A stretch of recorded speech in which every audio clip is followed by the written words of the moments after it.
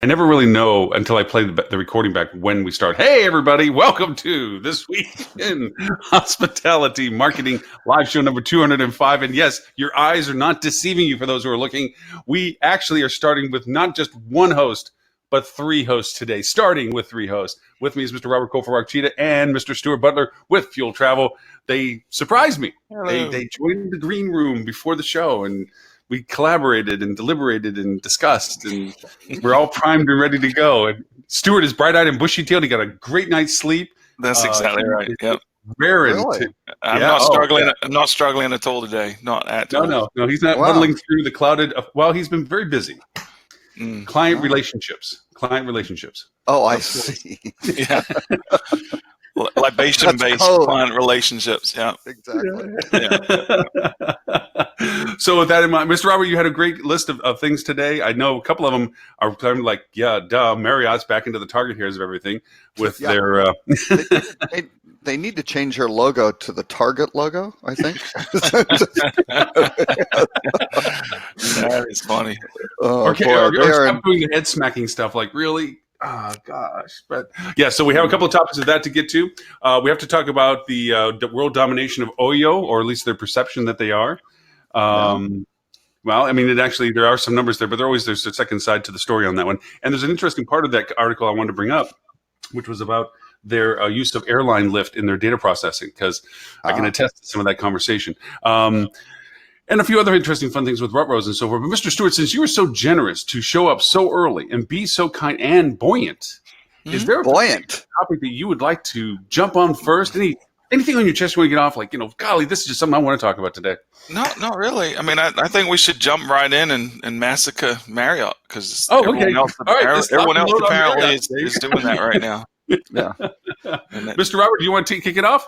I thought it was interesting with Marriott getting hit with the resort fee thing. It wound up being the Attorney General of the District of Columbia. Mm-hmm. And so that's where Marriott certainly has a large presence and that sort of thing. And I guess that's why Marriott has been singled out as opposed to other groups. So I haven't really read through the actual case or anything, or the actual lawsuit, but it's interesting. So that's good. Resort fees are evil, and I feel bad for Marriott kind of getting singled out. But you know what? Hey, if you have drip pricing as a policy, at some point, and I've been saying this for years, it's going to come back, and it's going to be some sort of legislative sort of decision, because the industry won't regulate itself, because whoever is a bad actor wins, because they're doing it wrong, and they're doing a bad business practice, which is pretty much illegal everywhere else. So this is what happens. Yeah, it was inevitable, and I think it was necessary. And like you said, legislation was the only way this would really get resolved. Now, I've been talking to some clients recently, and I have kind of a counter view of it at the moment for certain categories, right? They make a lot of money on it. Well, they do. They like it. But we work with a lot of condotels, as you know, and so if you have a condotel, you have individual owners in the units, and you're splitting revenue with them, and those percentages shift and have the pressure of external rental companies coming in and taking units and then renting them out and offering a smaller commission is forced people to drop those. So resort fees, in a way, for a lot of our clients, when I start looking at their P&Ls, it's the only way some of them survive. It's the only way they can maintain enough of the inventory managing the front desk in a property, especially if you're dealing with a big property.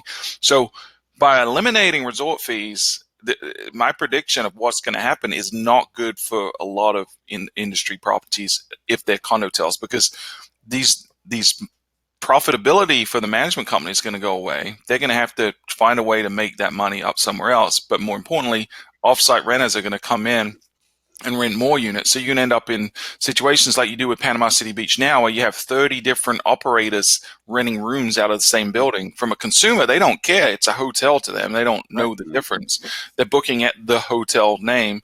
But 30 different people can sell that. That creates a lot of confusion. It creates a lot of disparity in the quality of the product. I mean, it's going to be a nightmare for a large segment of properties. And there's certain destinations like Panama City, like Daytona, like Myrtle Beach, these beach resort destinations, the overwhelming majority of inventory is condotel. It's not hotel. So this could be a major problem for some major destinations in the next 5 or so years. Well, and I guess it's if the organizations they're working with aren't charging fees on those resort fees, or they are going to charge fees on those resort fees. The key is on this for the customer. If it's a mandatory fee, you list at the beginning exactly the way airlines do, exactly the way car rental companies do, and you say, here's the price. Now you can have certain things of, just like hotel management companies, they may say, yeah, we got 3% of gross revenue or something. Everything that comes in, we got 3%. Or a lot of the hotel brands, we're 7% of room revenue, or whatever the case may be, right? So you can negotiate those things out. But so who's taking all the revenue from an intermediary? The booking sites, or the where is all of this excess margin being absorbed? I guess is the question. And so if it's a parasite, right? My perspective is the worst kind of parasite is the stupid parasite that kills the host. Right? That's not a successful strategy. So anyway, I don't know. Yeah, we'll have to see, and I certainly understand that. Hey, these resort fees were thought to be kind of a way to put some money aside from room occupancy tax, shelter it from commissions, and do all that sort of stuff. But if it's a mandatory fee, most of the jurisdictions have come down and said, nope, you pay occupancy tax because it's a mandatory fee. Which they should, for sure. And I don't think it's the concept of a fee is the problem, right? It's how it's being implemented. It's the fact that it's drip pricing. It's shown at the end. It's not shown at the beginning. It's not broken out. It's not clear what you're getting for that. Right. So I think there's a lot of people will resist removing them. I think they'll just change how they're presenting it. Absolutely. And that's probably the right thing for them. And that's what happened in 2012-ish when the Federal Trade Commission came out and said, hey, hotel companies, you're doing it wrong. You need to reveal these. And they kind of did earlier on. But again, you couldn't comparison shop, right? And that was the whole purpose that these things started in the beginning. And when there are examples of literally an $18 rate in Las Vegas with a $34 resort fee, there's something wrong, right? And the argument of, well, you don't have to tell people the taxes when you go to the grocery store. It's like, yeah, but that's a uniform thing across all goods. It's kind of an understood thing. This is not that at all. Stuart, you're much more fluent on this than I am, but my experiences with condo hotels and so forth, some of the allure of people investing in these and having their condo put into the inventory systems or buying into projects that have this as a medium for the place that they're buying it as a moneymaker, was the allure of flexibility. It's like, hey, we don't try to control this too much. You have a lot of influence on how you can rent yours out, so forth and so on. Well, that's come back to bite them, because without strong control from the top, how revenue is managed for all of them, I only want what's for me, and I don't care about everybody else mentality. You could have a great pristine unit in a really dilapidated building just simply because you didn't contribute your fair contribution or relationship with everybody else. That equal distribution, equal percentage usage, all these things that get thrown off the side as an incentive for somebody to invest in it now should be placed back in to really start to mitigate some of this. Hey, we need to make sure that we're not, as you pointed out, 15 different channels of opportunity, prices, variations, you going behind people's back and subletting it out yourself. All those things need to get reined in and put a fence around, and there could be a standardization value that would help a little bit, I think, anyway. Yeah, for sure. I mean, one of the challenges that industry faces in general is you can stay at the same property 2 years in a row or 2 days in a row. Like you could check in one day, having booked through one group, and then the next day you could check in, book through another group, or even the same group, and have a completely different experience, because the individual homeowners are responsible for the furnishings in the room, the quality, whether they're upgrading. Now, the management companies tend to encourage them to follow, buy a certain package to upgrade at the same time, but a lot of people bought it as an investment property. They don't want to put more money in. They just want to suck as much out. And it's a real challenge. A lot of them face. The good ones have kind of overcome that by just doing a really good job at showing return, and it makes sense. And then they'll grade property or units and give different pricing based on that. But Well, I mean, even to But the still point where with- I'm just saying is that they go over and they penalize properties that don't keep up with their standards Yeah. by influencing percentage usage on other units that have, which Yeah. which forces the hand of the people that don't want to invest to find alternate means to book their own space, and Right, it yeah. creates a problem in some ways. Yeah, it does, Yeah. because then that person goes to an off-site management company, and then the guest has a bad experience because they don't maybe get access to all the amenities, and then they check in and they have that bad experience. They leave, they go and leave a review. They're not leaving a review of who they booked through. They're leaving a Right. review of the property, and it reflects Right. poorly on all the units, Yeah. regardless of and how they with booked. with fractional ownership, right, where you have literally the same unit week to week or even day to day, depending on the arrival departure pattern, being Mhm. different Yep. people who are merchandising the property different. They may have different photos. They may, Yep. who knows what they have. Yeah, But to, throwing in your different point, amenities. resort fees, when valuable, I think are useful. I mean, if you're truly buying into the availability and accessibility of things, like resort fees originally were nascent as, that's one thing. But just being able to slap a conditional fee on so that you can tailor a different price offering Mhm. and so forth, that's the exploitive But- part I think is. But I would Sure. say the resort fees were never that from the beginning, because Yeah. what they did was they were completely from the beginning a ruse to say, what can we charge for? We want to charge a fee for things that people don't use, right? Yeah. So, yeah, or for I'm not fixed disagreeing costs. with you, for but the- I have for the a health picture club, in mind the that I health remember club, back in the day, there were some fees in Florida. I mean, I personal experience was that there were some resorts that the resort fee was actually applied to their ability for the guests to have food accesses where they didn't have to pay initially for, kind of like the cruise ship mentality, that it was almost like a buyout. Well, was So, it optional? way Was back- it Yeah. optional or mandatory? If No, it they was were optional. That's what I'm saying. They were optional. That's not They a were resort optional. Like, fee. hey, That's- look, that's- if you yeah, buy that's this not it. package resort fee, well, you can Right. have breakfast every day Right. compared And to that's having to go fine. buy Yeah, it. that's great option, right? That's a Yeah. win-win for everyone. You make more money, the guest has a better experience, but they're in Right. control of choosing that. Yeah, the resort fee that they're talking about here is the mandatory fee. Right. No, I You agree. have I to, agree. and Absolutely. at the beginning, most of the when people complained about it, they're like, "What the hell is this? I didn't sign up for it." The policy at most of the front desks was waive it, which made it even worse, Yeah. right? I Yeah. mean, it was just really, it was stupid from the beginning, and Yeah. it needs to be abolished. And Yeah. that's it. I don't think it's going to go away completely, but I think it will evolve in terms of how it's Yeah. presented. It'll get litigated away. Well, again, I think I've said on the show before, in 2015, I think it was December, I was on a conference call with 26 state attorneys general who were or not them personally, but their staff. And those staff members stayed for the full 90-minute call, which is very rare. Right. Mhm. I mean, they are engaged looking at this going, that's bad. But again, as I've said also on the show, with a hotelier in the with a company that does charge resort fees in the White House, I don't think anything's going to happen in the short term. But again, here's the Attorney General of the District of Columbia is kind of doing his own thing anyway, right? You mean you've So- seen the hotelier in the White House that changed zoning laws in D.C. so another hotel couldn't be built across from his hotel? That one? That guy? Oh, I Okay. don't know.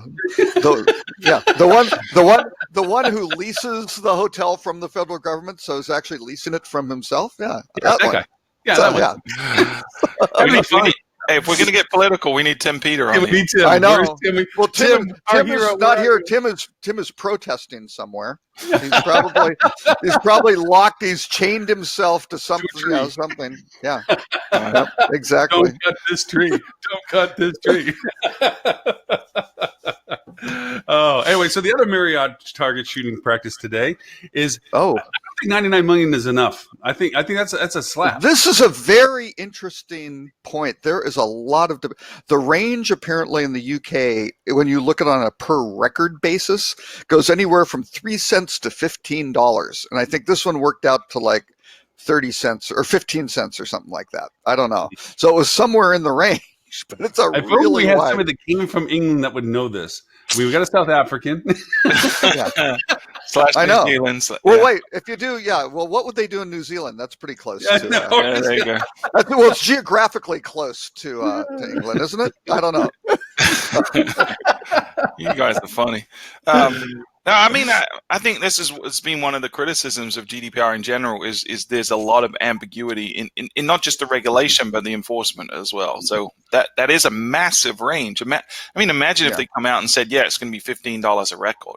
I mean, Marriott would struggle to overcome that, right? So I think what they're doing is making it hurt. It's substantial dollars. They're picking it on the low end, but the next person, I think it'll probably be a little higher, and then they're going to gradually go up and up and up until people are going to be put out of business. Well, and British Airways is going to have a factor too. I mean, in the sense of, what's the frequency of returnability on this, where that it happens again, that it didn't get corrected for from the last penalization? Sure. I think that will be an amplification of cost too. This first time is like you said, make it hurt, make it noticeable, but really see if they've learned their lesson. Yep. Well, British Airways got hit for 183 million pounds, which I think with the pound conversion rate, that's like a lot more. Yeah. But and again, what is that? 200 some? Well, 240? I don't know. Whatever, 250 million US dollars. So, but that was for 500,000 customers, getting hacked. So all of a sudden you kind of look at it and go, well, wait, in that case, they were up at, 25. So Marriott should be happy they didn't get hit with the same level as British Airways, but and I wonder if the volume of the volume of people that were breached being from the EU was different between the two. Because I would imagine, maybe. That's true. Marriott had a lot more US, other area-based consumers than British Airways would have had. So. That's true. I think it may have been like 30 million or something. I have a more scientific reason for this. I know the scientific reasons for this. British Airways is like your own family brother. You can beat the crap out of them, but nobody else can. Perhaps. Yeah, maybe so. That's my scientific evaluation of that one. Although technically not part of the EU, so very more British. Yeah. Well, I think they're still in it. Well, they are. They're trying to break out. But, yeah. But I think travel back to England. I mean, the exchange rate right now is pretty good for the US dollar. Yeah, for sure. Yeah. Well, the max. Some great flights and great costs over there right now. I found one that was $387 round trip to London. I'd have to hop up to Atlanta to take advantage of it. Nothing out of Florida, but out of Atlanta, you can get over to England, to London, Heathrow for that. So wow, that's great. Yeah, that's very cheap. Yeah, prices. It's weird. I mean, depending on when and where you're flying, it can be $300-400 or $1,500. It's crazy. Mm-hmm. So I have to be careful. I have to time it when I travel home for sure. Yeah.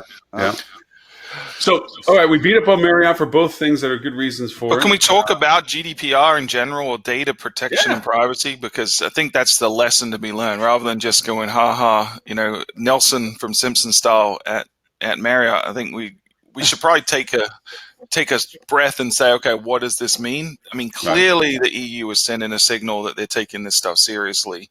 And I really don't feel like, and there was another article today about how are people in the US especially dealing with GDPR, which we can touch on, but most of the people I talk to, even though we've educated them, even though we've encouraged them, even though we've really pushed them hard, still are not taking it seriously, still don't really give two hoots about data privacy across the board, and their marketing side, on their guest history side. It's insane to me that people are just turning a blind eye to it. Right. And I think it's also very misunderstood. I was on a conference call earlier with a lot of tech folks and CIOs and things like that, talking about GDPR, and even the record retention stuff was really, they're like, well, you have to get rid of it every year. It's like, no, you need to opt in. You need people to opt in and to agree and to be transparent with your practices and then abide by those practices, sort of thing. And then you can keep the records for as long as you need them. And some people are saying, well, hey, for a 10th anniversary, should I hang on to that? I go, I don't know. Maybe that's a court decision, but if you're doing everything else right, are they really going to hit you for that? I don't think so.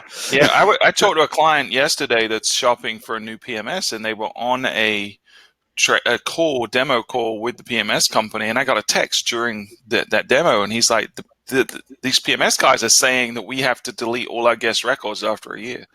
I'm Oh, like, yeah. it's just No, not true. It's don't do factually that. incorrect. But people So are true. deliberately spouting misinformation because their PMS automatically did that stuff, right? So it was like selling a feature that against other PMSs. That's right. And they're like, It's well, you not a can't bug, go it's with a these feature. guys because they don't do it, and you're going to be breaking Mhm. GDPR. But I think Yeah. if we back up a little bit and say, okay, what, regardless of, yes, there's a little bit of ambiguity with GDPR, both on what the regulations are and the enforcement. But let's look at the intent, right? Why did it come into existence? Because we misused consumer data. And the way I always try to explain it to people is, when someone is in your hotel and someone comes to the front desk and says, what room is, Robert Cole in, you're not going to tell them because you're But they protecting know their, it's the you're protecting presidential their suite. data.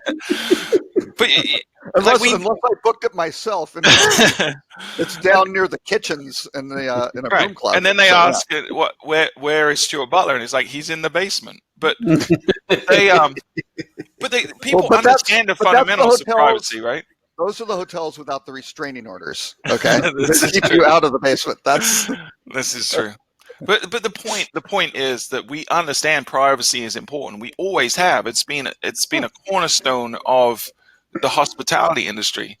So why are we treating digital data any differently? Why would we not want to treat the data the way that the guest wants it to be treated, the way we would want it to be treated? And it's really, really simple. It really is. You just have to have a plan on how you're collecting, why you're collecting, and why you're storing this data. And then you have to be transparent about it. Like Robert said, you have to tell people and give them clear information about what you're collecting, what you're going to do with it, and let them acknowledge that they've read that and they agree. And that's exactly the point that you made before that I completely agree with. In answer to your statement, Robert, about whether there's a 10-year anniversary, ask the guest, can we retain the information? We have an anniversary system that we like to acknowledge your history with us, and we'll retain the data as long as you tell us it's okay for us to acknowledge our relationship with you. And that opens the door for that. If somebody comes in and says, where's your GDPR workbook? And it's like, well, why are you holding 7-year-old data? Well, that data is in our anniversary database, and that was with these permissions that have been acknowledged by all those that are in the database. It says, yeah, it's okay to hang on to this data and remind me that we've had this relationship. It's that kind of guest-focused thing that you're pointing and you don't to. want it. You don't want to overcomplicate it because again, you don't want this daunting read through the 300 pages and make sure you check each one, sort of thing that confirm that they read it. But yeah, if you have ones that say, we will do this for transactional stuff while you stay. This is for future marketing purposes, or we share it with our partners, all the various facets of it. Well, I'd add another layer to that, though. I mean, I completely agree with you. You don't want an 18-page doc. You don't want the Apple and Google terms and conditions that you never read and you click Nobody to the bottom. reads, right? Okay, but the thing that, and if Edward here, he'd probably be the one that points at this faster. Perpetual conversation, incubation conversations, workflow conversations, engagement conversations with your guests over time as you interact with them, asking a little bit more, engaging a little bit more, clarifying a little bit more. In that process, you can ask very specific things like, hey, it's your anniversary. Can we keep track of this from now on? That kind of engagement stuff without it having to be a 30-page document is the buzzword now is conversational commerce, right? Mm-hmm. That's the thing where it is. It's a dialogue. It's not just this broadcast, right? And that's important. And that's I just wrote this paper on personalization for Focusrite, and we broke it down into 3 categories, right? Customization, because it's personalization is kind of confused term for a lot of people. It's like big data, right? Mm-hmm. Yeah, people are like, what is it? Seems kind of important, but they can't really define it. So customization is you get an explicit signal from the guest, 2 adults, 2 children. Hey, that looks like a family. Maybe I should return some family-related information. That's fine. Then you have individualization, which isn't a great word, but if you don't know anything about them, you go, well, hey, this person's from Chicago. Never seen them before, but it's July. I'm going to go put up some stuff that has pictures of, I don't know, the Hawaii and Wisconsin or Florida, whatever, Disney, whatever it may be, whatever you're selling. And that's fine because you've based that on a history of all these people who've converted before and worked it back up through the funnel and gone, there's a higher probability of this, so we're guessing based on this information. You're making inferences. And then the third one was personalization, where you're opted in And they've said, yes, we are willingly sharing this information for you. Hey, you're part of the frequent guest program. Here's all sorts of stuff about us, every place we stayed, all the stuff we like. And that's where the GDPR stuff really comes in. You can then do personalization. And that's why we broke it out that way, right? It's kind of say, hey, the stuff beforehand isn't really GDPR-ish. There's no personally identifiable stuff. Once you get into that, then you can have true personalization and you can start the conversation, right? I mean, that's the way to do it. So anyway. Yeah, and I think that's the way we're going as an industry. You know, Fuel's been working a lot over the last several months, getting away from the old paradigm of persona-based marketing and figuring out, well, this is generally what groups of people in our property look like, and more to your point, to this real personalized, individualized communication, messaging, experience on the website. So that, I think that's the way we're going. And it's a lot more effective, you know, because I check some boxes that fit me into this group of people doesn't mean I behave like everyone in that group, you know? Right. Well, I was going to actually ask you to get a little more clarity on it, because for me, my concern was I still am an advocate of persona-based marketing, but to your point that you just made, Stuart, not out of categorizations based on standardization, but rather creatively knowing individualizations of the personas, not because they fit the typical persona templates that everybody uses, like the 88 categories of personas that you can categorize. That. Yeah. No, there's some usefulness to persona. That's a neat kind of approach to figuring out and sorting your marketing into manageable buckets. But when you're dealing with communication, especially to individuals, rather than looking at demographics, looking at behaviors is way more important. Yes. Because the same person that has these attributes has different needs at different times. And if you bucket someone in as a road warrior, that travels for work, that doesn't preclude them from at some time wanting to go on a romantic getaway or a family vacation or whatever. So it really is, you know, I think the first category that Robert talked about, looking at those implied information, like who are they traveling with this time? What dates are they looking for? What room type are they looking for? You can leverage that information, and that's behavioral stuff, not demographic stuff. And it can be a lot more complex, but it's a lot more effective. Yeah, I think the sequence that you just mentioned is the critical aspect of this. The intent goes first, the demographics, because demographics are still usable tool filters on your platforms for marketing distribution, because that is a definable context to where you're targeting. Once you identify the intent, there is demographic information associated with it. Like I often say when I speak at the things with the stuff, it's like, unless a little small blue person shows up at your front door, you don't sell to Smurf business, you know, but you categorize. That's such a dad joke, Lauren. Hey, humor from stage, man. No, but the intent of the business is the key first question, and the second is who has that intent right now. And to your point, the same person that traveled for business may be traveling for pleasure, for family, for whatever. That is, you know, a different intent at that point. Yeah, and it allows you to, right? Yeah, and it allows you to start changing the timing of communication, so it becomes hyper relevant. Because if you're demographic marketing and you're saying, okay, I'm going to send anyone that stayed as a couple's weekend, I'm going to send them this romantic package next Monday, right? It's a long shot that you're going to get anyone at the right time looking for that thing. But if you set up an automated trigger so that any time that someone you've identified or has revealed themselves comes to the site, starts looking at a romance package, that you're triggering messaging that's relevant to them based on their exact behavior at that exact time, it's way more relevant, way more engaging, has much more effective in terms of conversion rate, guest satisfaction, all those things.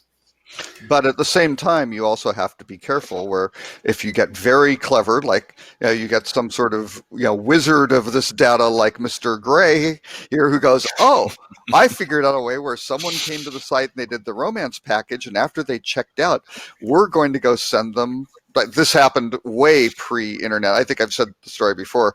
Send them a bathrobe because they were in a suite. It was cherry blossom season in Washington with a beautiful thank you letter, and you send it by courier, and this is great. And boy, it arrived during the day, and there must have been some mistake because the spouse received it and could have sworn the other person was in Los Angeles that weekend because it was very specific.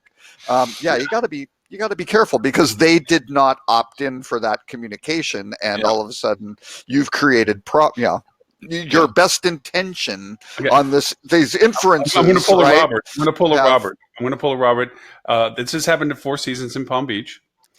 No, it did not. It happened at Four Seasons. No. I'm going to tell you a story that happened at Four Seasons Palm Beach.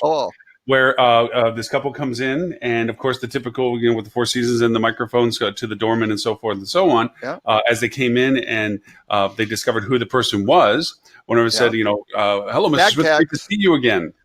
Well, the wife did not know that Mr. Smith had been to the Four Seasons before. And things went awry. This is your third stay. It's nice you're staying overnight instead of just doing day rates. But something as little as that can be devastating. Would you like the caviar and whatever sent to the room and go, wait, I'm allergic to what? The conversation goes so fast.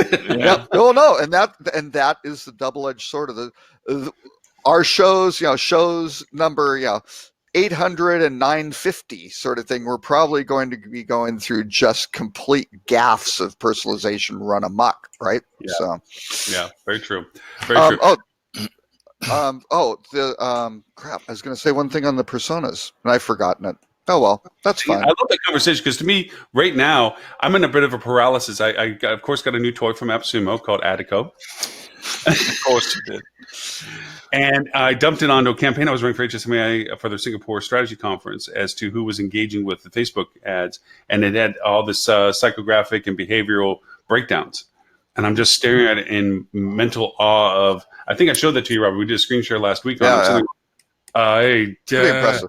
I'm looking at it. It's like too much. I don't know, even begin to know how to create correlations with that without literally extracting out data over time sequences and just seeing if there's any behavioral changes and that's a boatload of work to figure out. And that's why AI is so important, right? Because you got some quality AI. And is this time to do the plug for Blue Shift? I don't know. Yeah, Stuart, absolutely. But Blue Shift. ¿Dónde está Blue Shift? But I mean, you get an organization that's taking all this data where you could work on it for a long time and maybe not pick up these correlations. And who knows, you throw it into some AI. And again, it's not just something that, is crap, but something that is really looking at it. And all of a sudden you get, some output that might inform you going, well, some of these signals look like such and such is a good predictor of this behavior or whatever, which is great. But then you need to test it, right? To see what is going on. And, is it really an indicator or is it just something that, it looked like it, but you know what? It really didn't have anything to do with it. It's a complete misnomer. How is some of the functionalities of Blue Shift that you're using within your system? What are some of the things that it's doing with you? Yeah, so the AI piece is really interesting, and we're really just scratching the surface. So for folks that don't know, Blue Shift is a company that, based in California, they've been doing AI-based CRM for the retail space for a while. So Fuel has partnered with them to tackle the hospitality industry and bring their AI technology and our knowledge of hotel marketing together and really try to disrupt what has really become antiquated technology in our space. So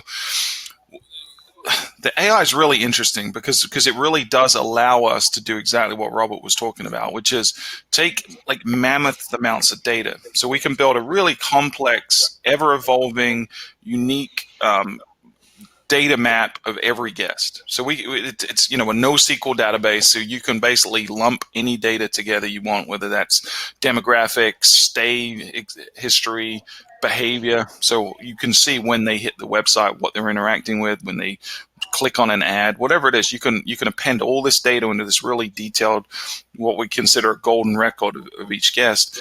And then the AI comes in and it starts trying to optimize towards a specific goal. So if your goal is when someone enters the website, you want them to book. I would hope that's most people's goal. They're going to look at all your guest history that the AI does, and it says, all right, this person looks and behaves like they do.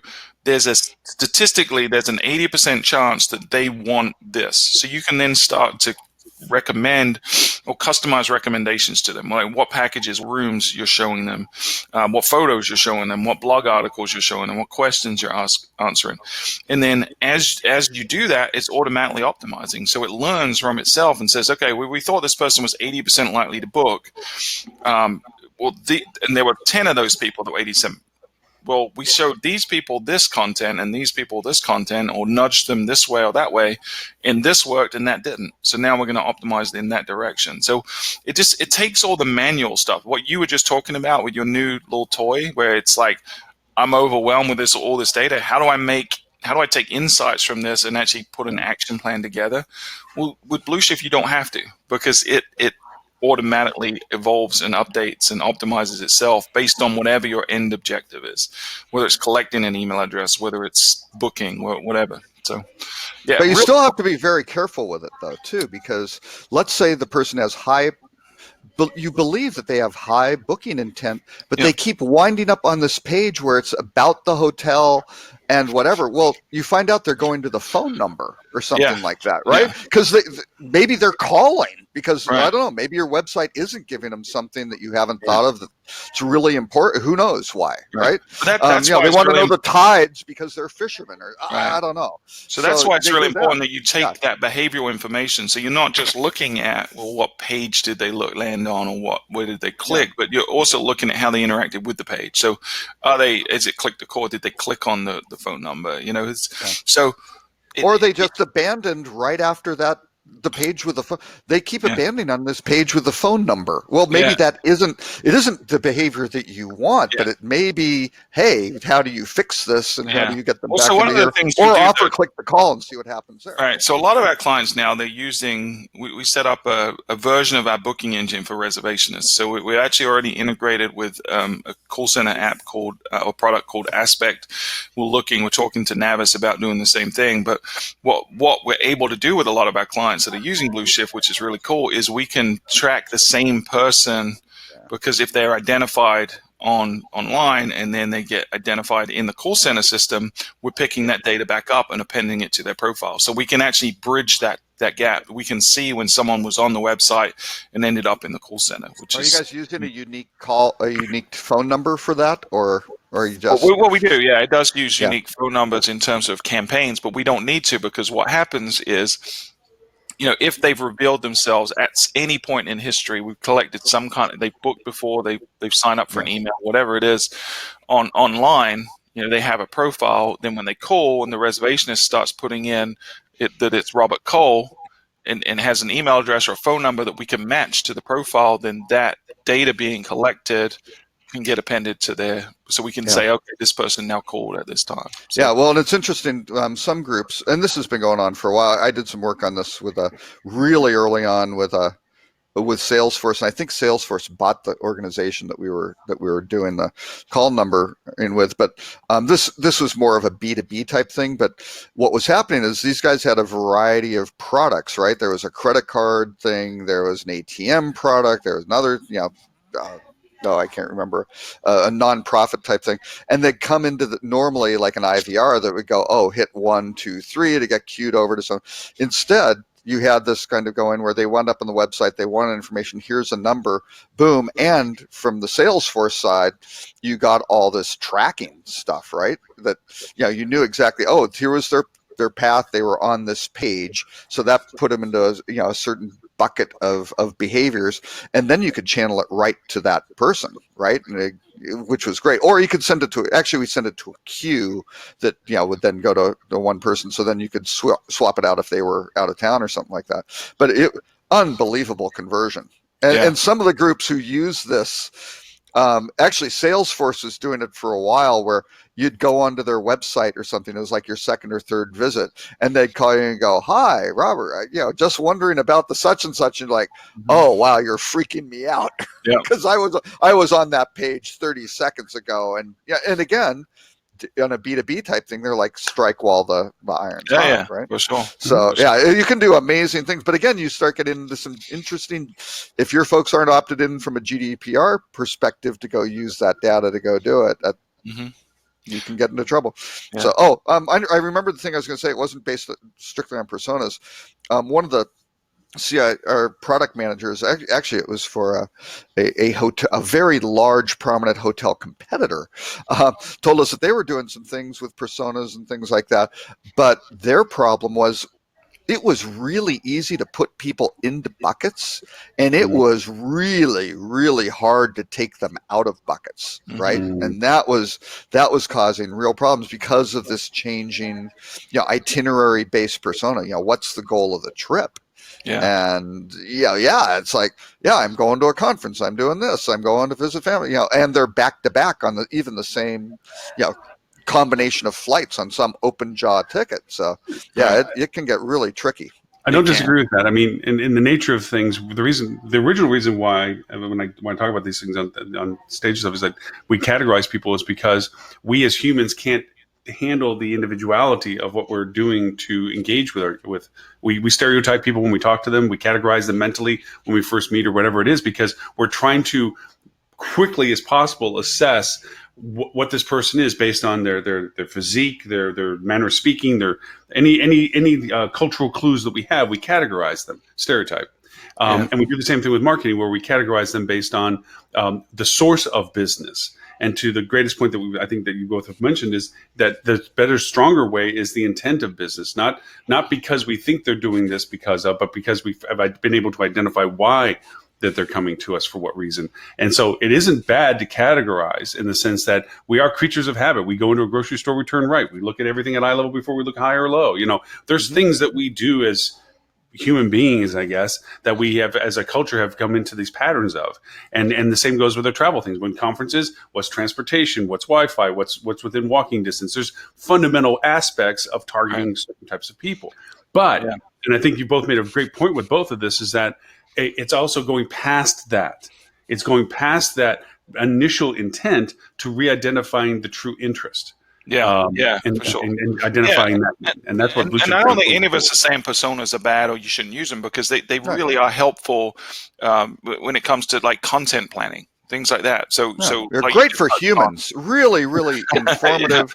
Oh no, they are. They help you socialize us and say, hey, we're going after this group of whatever, bachelorette parties or whatever, some sort of wedding. To those types of people. And you can write content around it in blogs, but I think it's where you begin. But to your point, Lauren, I think you've got to take it beyond that. Once you have someone hooked through the content, then I think you've got to really pay attention to the individual behavior and imply stuff from that, and have a conversation with that person as an individual, as opposed to as an unnamed or a number within that group of people.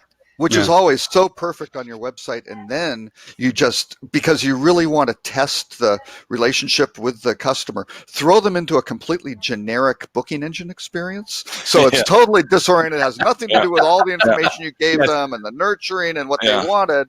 And then, into the meat grinder you go. Just to make sure they have earned that booking to stay at your hotel and not just kind of easily done it. So, we're actually doing starting to work on an experiment with Flip2 right now, where Ed and his team have a hypothesis, which we'll find out if it's right or not, but the way that we go through the transaction right now, where people have to put in dates, have to select the number of people or number of rooms, and then a room type, maybe isn't the optimal way to get people to book. And so what we're trying to do is learn more about the guest and then cater the experience to them. So, but by having them reveal smaller chunks of information, like, for example, when are you traveling, instead of having a specific date, asking them like a season or a month, whether it's instead of what's the purpose of your travel up front. So then you can tailor the experience to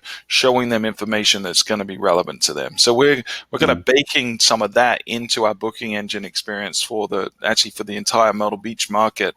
And we're going to be running constant A/B tests to see what kind of influence it has, but could be really cool. It's kind of funny because I know we're going to get to the OYO conversation a little bit, but you're talking about influencing influencers within the market space like OYO that's changing the profile between their dynamic pricing or their scalability of their transitions of product to accommodate the simple necessity of having a place to stay, the economy hotel profile or whatever. But to your point, what you're saying is not every time I travel do I need certain things within rooms. If I was given the opportunity to identify my needs of travel before I have to sort through the information you've dumped on me as to what room types I have options on, where I don't necessarily need a kitchenette this time. I don't necessarily need, I don't know, other variables I could not to pop up fast enough to say, but in there that I really just need the accommodation of a place to sleep and move on. But then other times, no, I need space. I got lots of suitcases because I'm going on a cruise, so I got need a little extra space. So I need a suite or a bigger room, or I have need for a second bed or whatever it is. I mean, those things, those variations as an entryway into being then given. Because one of the questions I was going to ask you, which I think answered by what you just said, was how do I handle FOMO? Fear of missing out. And it's really not about missing out on something, is qualifying the best product opportunity for you without saying that you have to go through everything else to validate that. Right. Yeah, it's about helping the guest, not selling the guest. It's the same approach that Fuel has as our marketing strategy in general, right? We do the podcast, we put out studies and things because it helps people, and then they see the value in us, and they're more likely to have a good, positive relationship with us that can lead to business down the road. It's the same thing in hospitality, where if you genuinely want to learn about the person in a way that's non-intrusive, is not going to scare them in terms of what you're asking. Have a better time. But here's why I'm asking this question, and here's why it benefits you. The people are going to do that, and they're going to appreciate it, and you're going to have a deeper, more meaningful relationship. It's going to be less transactional, and it's going to be from a long-term loyalty and value of guests over time perspective is going to be tremendous. And the bottom line, it comes down to respecting the guest, right? Yeah. I mean, that's the bottom line, and that ties back to the resort fees, where if you're disrespecting them from, kind of tricking them on the price and things like that. No, you're doing no. Have respect for their time. Have respect for how you can give them the best experience they're looking at, as opposed to boosting your revenue to meet your whatever your quarterly goal and get a bonus or something like that. Right? And the other part too, which is kind of fun, that this does answer too. And I don't know whether you guys have thought about this, Stuart, when you're making this great evil plan to take over the universe. But the other is that you have the none of this is authentic or sincere. Stuart is just a large ploy. Right. The other thing that you fight is more is better. Everybody wants I have a bigger room, but I didn't have to pay for it. Or I have the presidential suite, but I didn't have to cough up the dollars. And sometimes really it's about the affordability functionality of it. And other times it's not. Other times that extra space is a welcome and warranted thing. Other times it's not. But if you qualify them in a way that you're talking about, then you're not fighting that tendency of, well, what else can I get? What more can I get? What more can I get? Because unfortunately, even the loyalty programs, as they're so calling themselves now with the big brands, they're about standardization of what you're finding a preference. But those preferences can't be met in every room type that they travel globally through. Their inventory is too diverse for that to be maintained. So you get that disappointment that even though you love the luxury down pillows that you get at the JW, you can't get it at the Courtyard. They're not the same pillow, but you're asked the same question on your loyalty profile. Here you're able to, based on the product that they're looking at staying, offer them true value propositions or variations specific to what they are interested in having. Do I need a big room that is adjoining? Do I need 2 beds? Do I need a refrigerator? Do I need whatever? You make it I think it's a brilliant idea, actually. Mm-hmm. And that's getting into that attribute-based selling, which can have some very, good positives, but boy, with a lot of the status of property management, they are just not set up to do that. Yeah, we've actually got it working with a couple now where we can, on the booking engine, charge additional fees for certain selections, and we've got it to where we've got a handful of attributes, whether it's floor, right? So think about this. There's a lot of people that specifically would rather stay on the ground floor or on the low floor. And there's people that specifically want to be in the middle, and there's people that specifically want to be at the top. And people are willing to pay for that specific choice. So you can monetize. Right now it's random where people end up, right? And unless they can select their room like on Hilton. So why not give people an attribute of a room like the floor? And if they want to choose that, maybe it's not guaranteed, but maybe it's an optional thing. You can choose this, but there's a $5 surcharge if you do, for the convenience of that. That's a win-win, right? Because that's a way to generate more revenue and profit margins, but at the same time improving the guest experience because they're getting something that's so valuable to them that they're willing to pay for it and happy. Yeah, and that's an interesting thing because again, the more personalized you get, I generally like high floors away from the elevator, right? Just personally. That's really bad for a life safety fire reason, maybe. I don't know. Depending on where the location of the stairs are, which is generally near the elevator core. Right? So for all hoteliers listening to the show, Robert Squeeze and Nickel Cole likes to be down by the ice machine at the least usable room to make sure that he's away from the farthest people possible. No, but with his that, friend. If you charge me $5 more for a ground floor, I'm like, why would I do that? That's just so stupid, right? Yeah, I wouldn't want. So it gets really complicated. And then if you start getting a situation where, okay, you've managed to personalize this and you found that you're able to upsell the people who want ground floor rooms, and maybe it is just more like, it's more like the airlines, hey, pay in advance to pick your seat, right? And maybe if you can execute on that, yeah, that's certainly an option. But yeah, you then have to say, well, the high floor is also $5 more, and here's this in the middle, and all of a sudden, for one person, no, the pricing should go down the higher I go, and the other person should be it should go higher the other way. You got to be It careful. just gets really complex when you get a couple of examples or groups of people who go, wait, why am I getting this price and they're getting that? Oh my God, because they know that New Zealand and South Africa and Ireland are all part of the British Isles and located so close to England, sort of thing. That why is that particular group getting a better rate than me, an American who's so aware of the world? Yeah. So.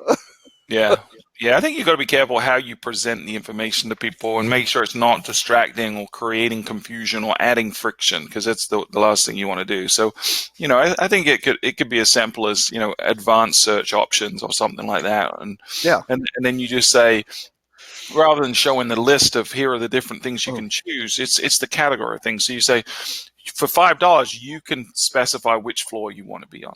And then it's an affirmative path choice versus pick top floor, pick bottom floor, I want to customize my floor and I know which one I want. You're not paying to be on the top, you're paying to be on the bottom. You're paying to choose which you want. And my recommendation would be to do it's that. Not necessarily the specific seat, although they do vary in price. You're actually paying for the option to be able to choose your seat.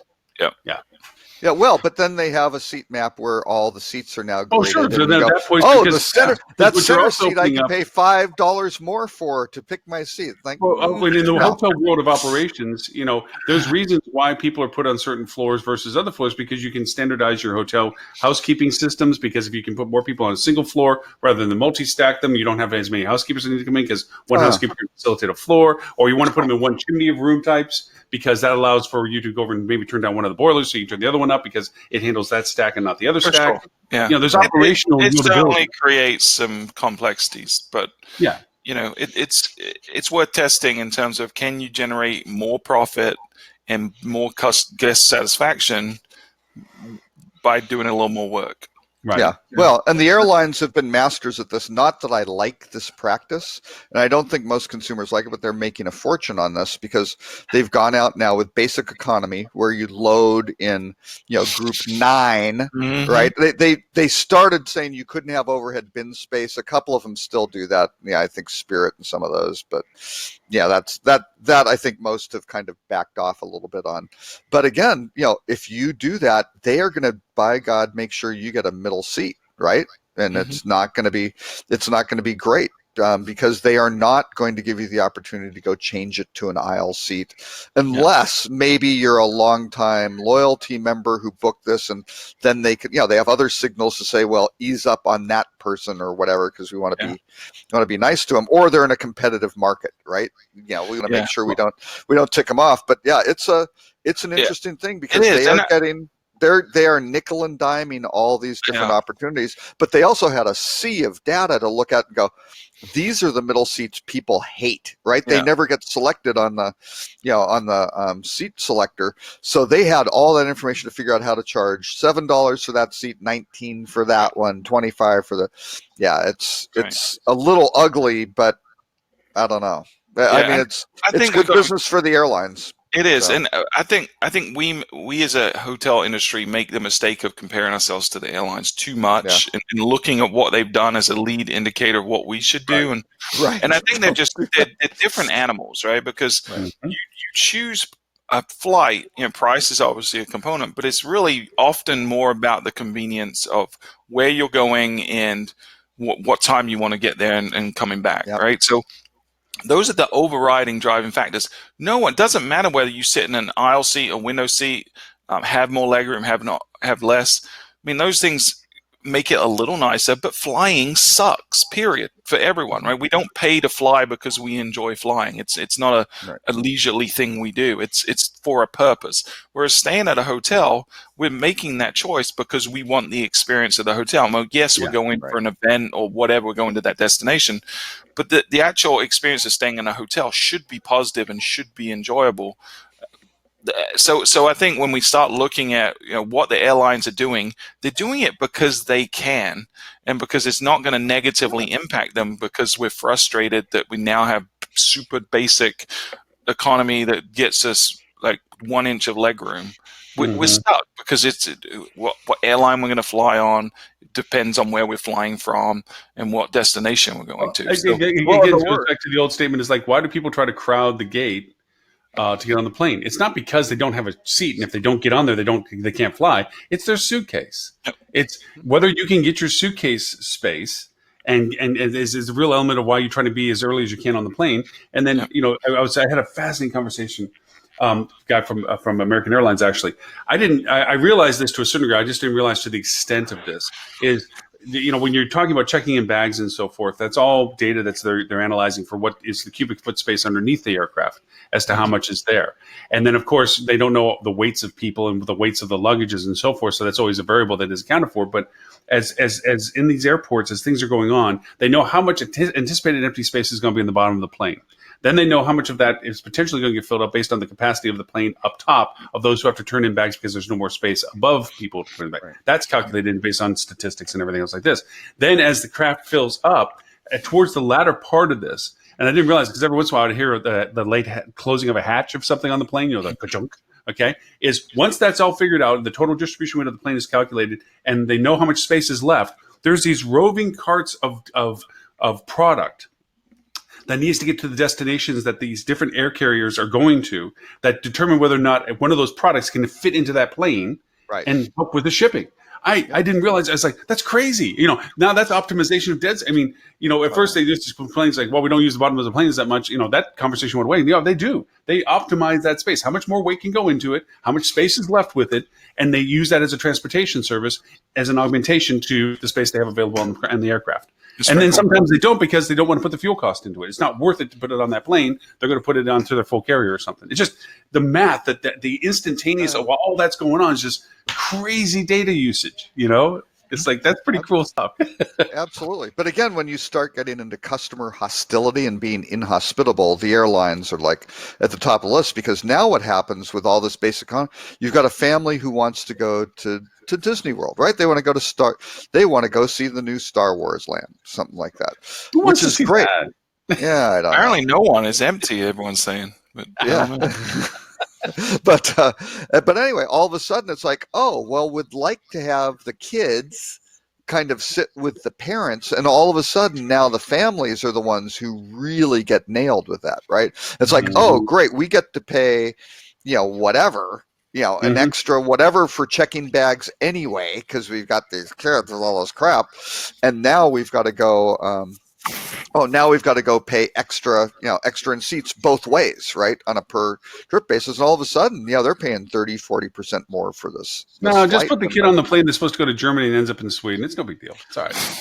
Exactly. Yeah, but it's pretty ugly, and I don't know. but Yeah. we'll see. Speaking of which, I have a geeked out question from Mr. Stewart. Do you know that? Wait, whoa! That segue. He literally said ugly, and then you said, "Speaking of which, I have a question No. for I said Stuart." geeked out. I said geeked out. I'm offended. No. I just have this question. I found this website. You can make your own custom lightsabers. Have you ever made yours yet? I have not. It's not a real lightsaber. Full disclosure. Sorry, somebody else talking, Stuart? That is not Super- laser based. It's not superheated plasma. You go and take one of those and hit your sister's shoulder. Her arm is not coming off. I don't know. Depends how That's hard not- you hit it, I guess. Yeah, I'm about to say it Oh, depends well. on how hard you hit it, but no. I just found this cool site. I mean, they're really neat. There's a amazing diversity of builds on these things. I didn't realize that it's gone full blown. But then I also heard over in Star Wars at Disney that you can actually have your own lightsaber made. I wonder how much You that can make it. You make Oh, it yeah, you yourself can with make all the components. You even pick out your own kyber crystal and put it Really? in there to That is determine the cool. color. Again, Yeah. not a real kyber crystal. I'm sorry, Stuart. Is I anybody don't else on the know. show with us right now? You're going to say that Star Wars isn't real next, which is Are you just. gonna I say am that? not I mean, saying that. It I am saying literally they are says just at the start of the merchandising. movie, it happened a long time Long ago in time a galaxy ago. far, far away. Galaxy far, So it's far And real. away. all I'm saying is Disney is now lying to people if they're saying those are kyber crystals because it was too far away. They haven't been able to get to them yet. I know it's all pre-marketing when they get them and that sort of thing, and they can visit Naboo. Well, no, Naboo's gone. Well, whatever. Okay. Anyways, I've been geeking out looking at this website trying to decide what would be my lightsaber. Yeah, send me the link. Oh I would my definitely God. like to look at it. Wait a second. Oh, I I gotta was go. under- I can't hang around with this guy. And that's Hang the show for the show today, folks. My- This is- My understanding Run, was everybody, run! My understanding was Ed St. Ange had sold Flip 2, left the industry, and had gone into some sort of home renovation real estate business instead. I don't. I think anyone who follows me on social probably feels like I'm a general contractor right now. Right. Yep. He's doing all the groundwork for his new, house renovation flipping show. It's called Flip 2. I mean, Oh, it works. Now the name of your company makes total Makes sense. sense. Yeah, now we got it. You Okay. too was- can flip too. This was phase 4 of the Flip 2 Exactly. strategy. Wow. Yeah, There you go. exactly. I think Well, we should you've done take a very the nice film job with your and the whole thing ceilings like and a ceiling TV show. fan. Yeah. Oh, this is my house. This isn't the house I'm flipping. Oh, I see. Oh, okay. I was about to say we're about ready to get a grand tour, and look at this lovely home located exactly. in Orlando, Florida. Cribs with Ed St. Ange. That's right. My crib. That's just weird. What's funny, Stuart, is 2 of us in this room don't know what you were just referring to. What? No, I know what he was referring to for cribs.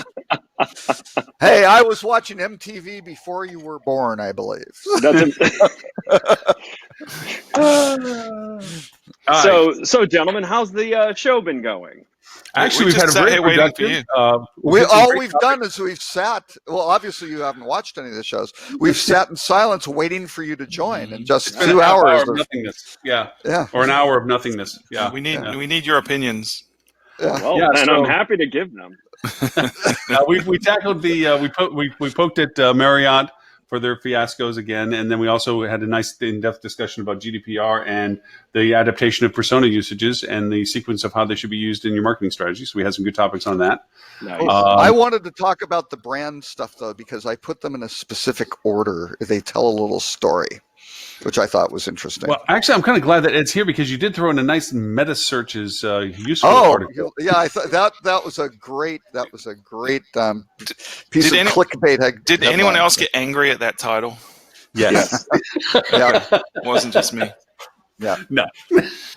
Yeah. And Yes, I'm because, an advocate of meta guys, search this usage. is the hospitality industry. For that title to be correct, it should say "is the only channel." I'm even mad at the statistic graphs that he put into it because Yeah. it doesn't even match what I conceive as growth patterns within the profile. And I'm the most advocate of meta search on our group right now. You know, I'm the one that still believes there's a functionality to it. Everyone else has pretty much burned it and thrown it I away. think it's Which is great, good. man. Google Hotel Ads is freaking crushing Oh, it. But that's not meta search. That's Google Hotel Ads. I mean, No, that's it's a meta search.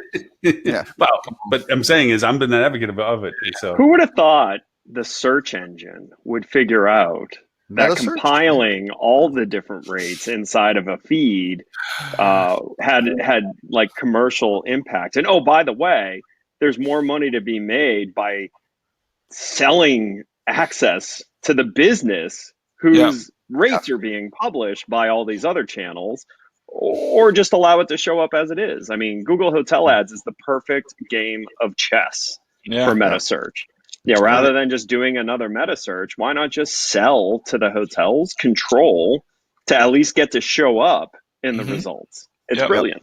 Yeah, it really is smart. And if you look at one of the graphs he showed was the shrinking of Trivago at the same time. There was a massive growth in Google. It's amazing that would happen. Yeah. Let me move so my ceiling fan doesn't give someone like vertigo.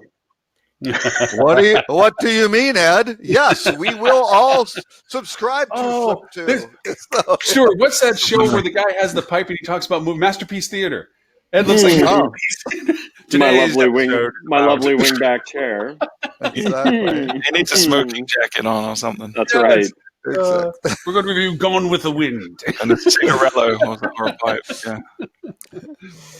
Oh God. So, anyways. So yeah, the meta search guys, with TripAdvisor. It was interesting though. TripAdvisor was growing a little bit more. The investment assigned to each that TripAdvisor is growing a little bit more rapidly than from what I had been hearing. Despite themselves, yeah, kind of. Despite serving no one, they somehow eked out some growth. Yeah. We're not. I would say over the last 2 or 3 years, we're probably spending a little more on TripAdvisor. But if it worked better, we would spend a lot more. Our growth of Google. Imagine that. That's so. Steve Crawford would just be like total facepalm. Yeah. So I'll give you a story. So because we're actually a good marketing company and we believe that we should test things that we're running and make sure they work before we actually. No, on a thin air. Come basis, on. data that doesn't back it Go up. to Vegas, and make wheel. sure that the attribution is getting tracked appropriately, things like that. What are you talking about? the last Everything gets click, of 100% attribution. Yeah, we're kind of 100% last click, anti-attribution theft, I feel. But one of the things we tried to do the other day, we had a client that was starting up on Google Hotel Ads. And they're starting out, so we've got a small budget, and so we're budgeting. It was like $20-$30 per time period. We'd broken out the day or whatever it was, and we literally turned it on. And the guy literally clicked the button to turn it on, went to Google to try to find it, to click on the ad to make a booking, to make sure everything's getting tracked through. By the time he went to Google from activating it, it depleted the funds already. Like they literally generated $20 or $30 worth of clicks by the time he tried to go. Wow. So there's a lot of demand for Google Hotel Ads, and it's effective. The ROI is solid. In fact, I'll tell you, because now that I'm working with the MetaSearch for one of my clients, specifically handling the account for them for it, what we've done with it is we are putting it in comparison to the PPC program we have specifically for the hotel, and we are leveraging the paid campaigns to rely heavily on the branding and identification of the hotel just with PPC campaigns. We're using the meta search because of its higher discovery level for longer tail search stuff for the destination market, especially during low traffic time period for it. Are you saying that there are phases of the funnel? No, don't disregard that part of it. It's just blind faith, spray and pray. It's really more of a bucket than a funnel, isn't it, Ed? Where you dump the stuff in and then you just toss it with all the holes in the bucket. Yeah. You shoot with a shotgun a few times, make sure it leaks better. According to one of the articles, it's now a sphere instead of a funnel, which I hate that metaphor. It's terrible. Yeah. Well, I've always been against the funnel. I'm not against it being a sphere because it is like swirl. It's everywhere. But I was thinking more of like a gerbil ball, running around. But yes, but you can effectively use, and when I say meta search, I really truly am just pretty much saying Google, because I don't mess with TripAdvisor hardly ever for any of it anymore. Trivago is a waste. I have no idea why he even refers to it. Trivago or Kayak anymore. It's those things are just a waste. And then I might use just to replace Sky Scanner. Sky Scanner? Yes, thank you. I thought maybe if I had it wrong, but yeah. And that's just a trick once in a while. That's for mostly European stuff because it's such a low cost, but it has a great engagement. So their air stuff, Skyscanner's air stuff is really good. Yeah, you're getting people, who've basically done well on the air side, who then are, wanting fries with their air burger. With your Happy Meal. Yeah. Hey, since we have the blessing of Ed's Masterpiece Theater look, shall we tackle the Oyo?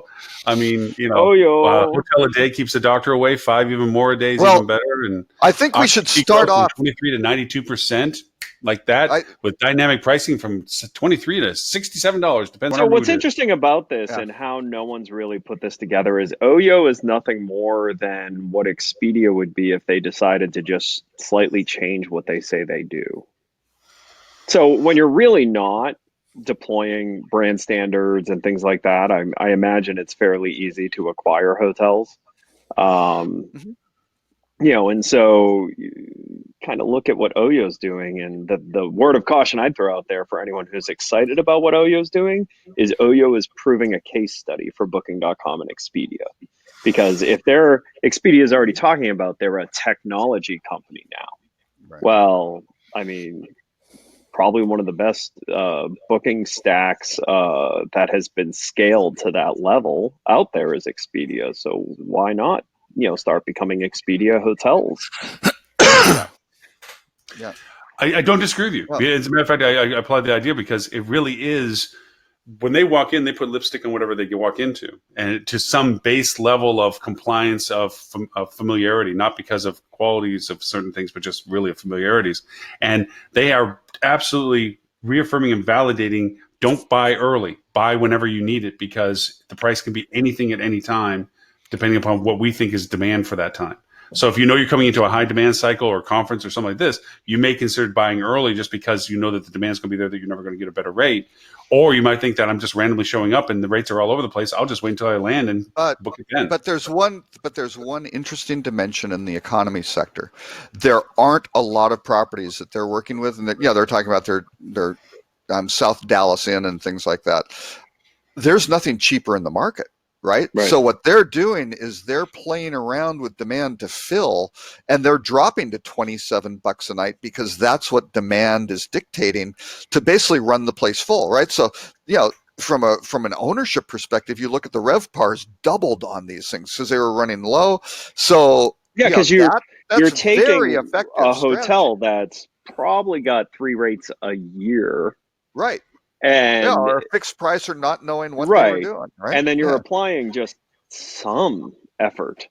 And it's like these are underserved hotels. Right. Underutilized assets, right? But I think their model. Here's the challenge is for Oyo, is all right, so if they're all Oyos, there's no differentiation in the different tiers of hotels. Oh no, they do. They have townhouses versus they've got like 5 tiers, right? Yeah, they've got a bunch of them. Yeah, but I don't know if they're clear to. I was going to say I don't think they're clear to travelers. Right. I mean, I think if you asked most people the difference between a Hilton and a Hampton Inn, they would be able to clearly tell you the basic differences between the two. But with Oyo and what they're scooping up, they're chasing the long tail for brands.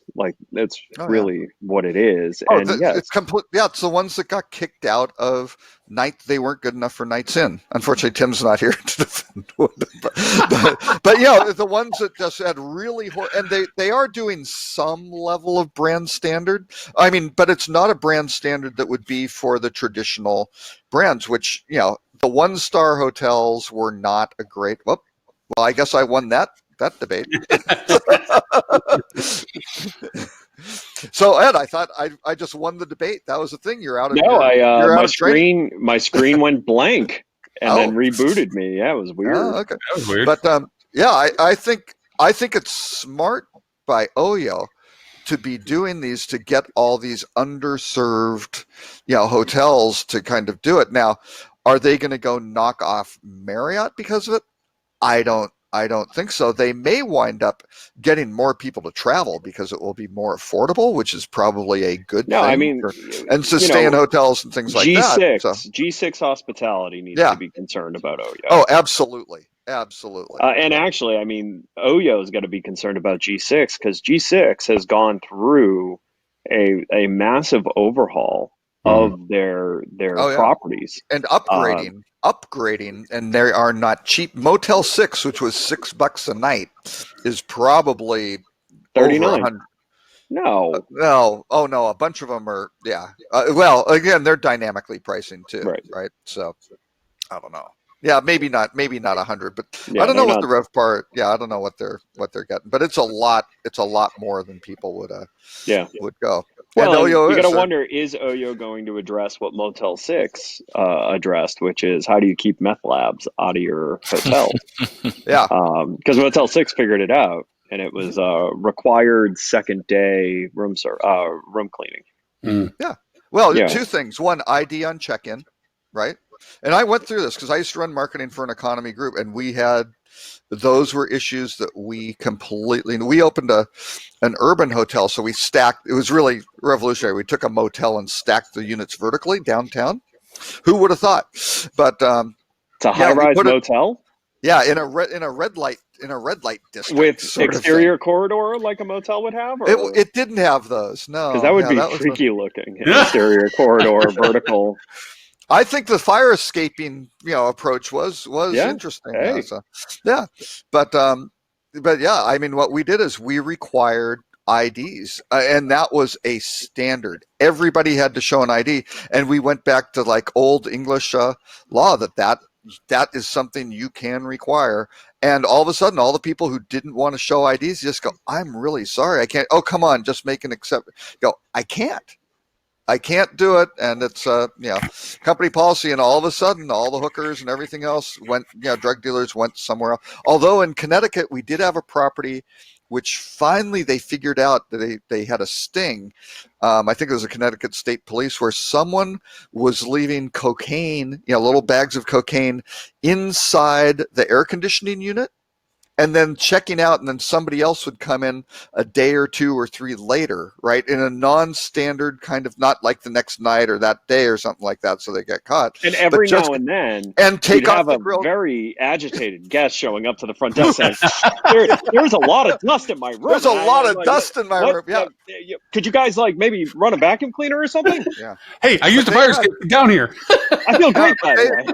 But they took down a chain because they had several people who were going and doing this, and for some reason would say, "Oh, can I have a room kind of at the end of the hallway on a corner, on the ground floor or something like that?" Only Robert Cole can take a branded discussion and boil it down to cocaine and hookers. I'm just saying. I mean, when you're in that, but you brought it in that sector. Before this client, Robert was really mellow. Yeah, but that's a problem for those guys, and you don't want it. You don't want gun battles in your parking lot and things like that. That's not great for the family market. So Oyo's it's gonna be interesting to see how they manage it. But Calvin Anderson, who knows about revenue management, is their chief operating officer. Not chief operating. I was going to say chief commerce officer. That was like a backhanded compliment if I've ever heard one. No, but again, I think Calvin's probably driving this, and from a pure real estate and profitability perspective, I think that's a really smart strategy. Yeah. I mean, I don't think Marriott should go or Ritz. Probably not a great strategy for Ritz-Carlton. But at the bottom end, and I don't think Fairfield wants to go diving after them either. But the lower end Wyndham ones, who bought Nights Inn? I can't remember. Some Red Lion. That's right. Red Lion with some of their Vantage property, things like that. They got to be sweating it out, I think, with these things coming in because they're money. But the other two that I added, though, I thought it was interesting, where you've got Accor is looking at really expanding Raffles like crazy, right? So you have this great. I'm happy with that. I really am happy that they're making underutilized brand. They don't have enough distribution. There are only a handful of them, and there are a ton of global markets where Raffles would be fantastic. And then at the same time, you have IHG with Regent. Same identical Asian underserved hotel group, sort of thing. So they're going to do the same thing. And then kind of Oyo tied in, as Oyo has now passed IHG, right, as the third largest. So that's something people should be looking at. Go, oh yeah, it's a flash in the pan. It's not working. It's like, Well, yeah, but they've got a lot of breadth. They've got a lot of rooms, so that's something. But I thought the really interesting thing was Sonder, which I don't think most people have heard of, but they just got a $1 billion valuation, and these guys are out there doing luxury kind of home apartment type things, and it's and they're building like these really nice, nice places to stay, short-term rentals with hotel-like amenities, but they're rental properties, right?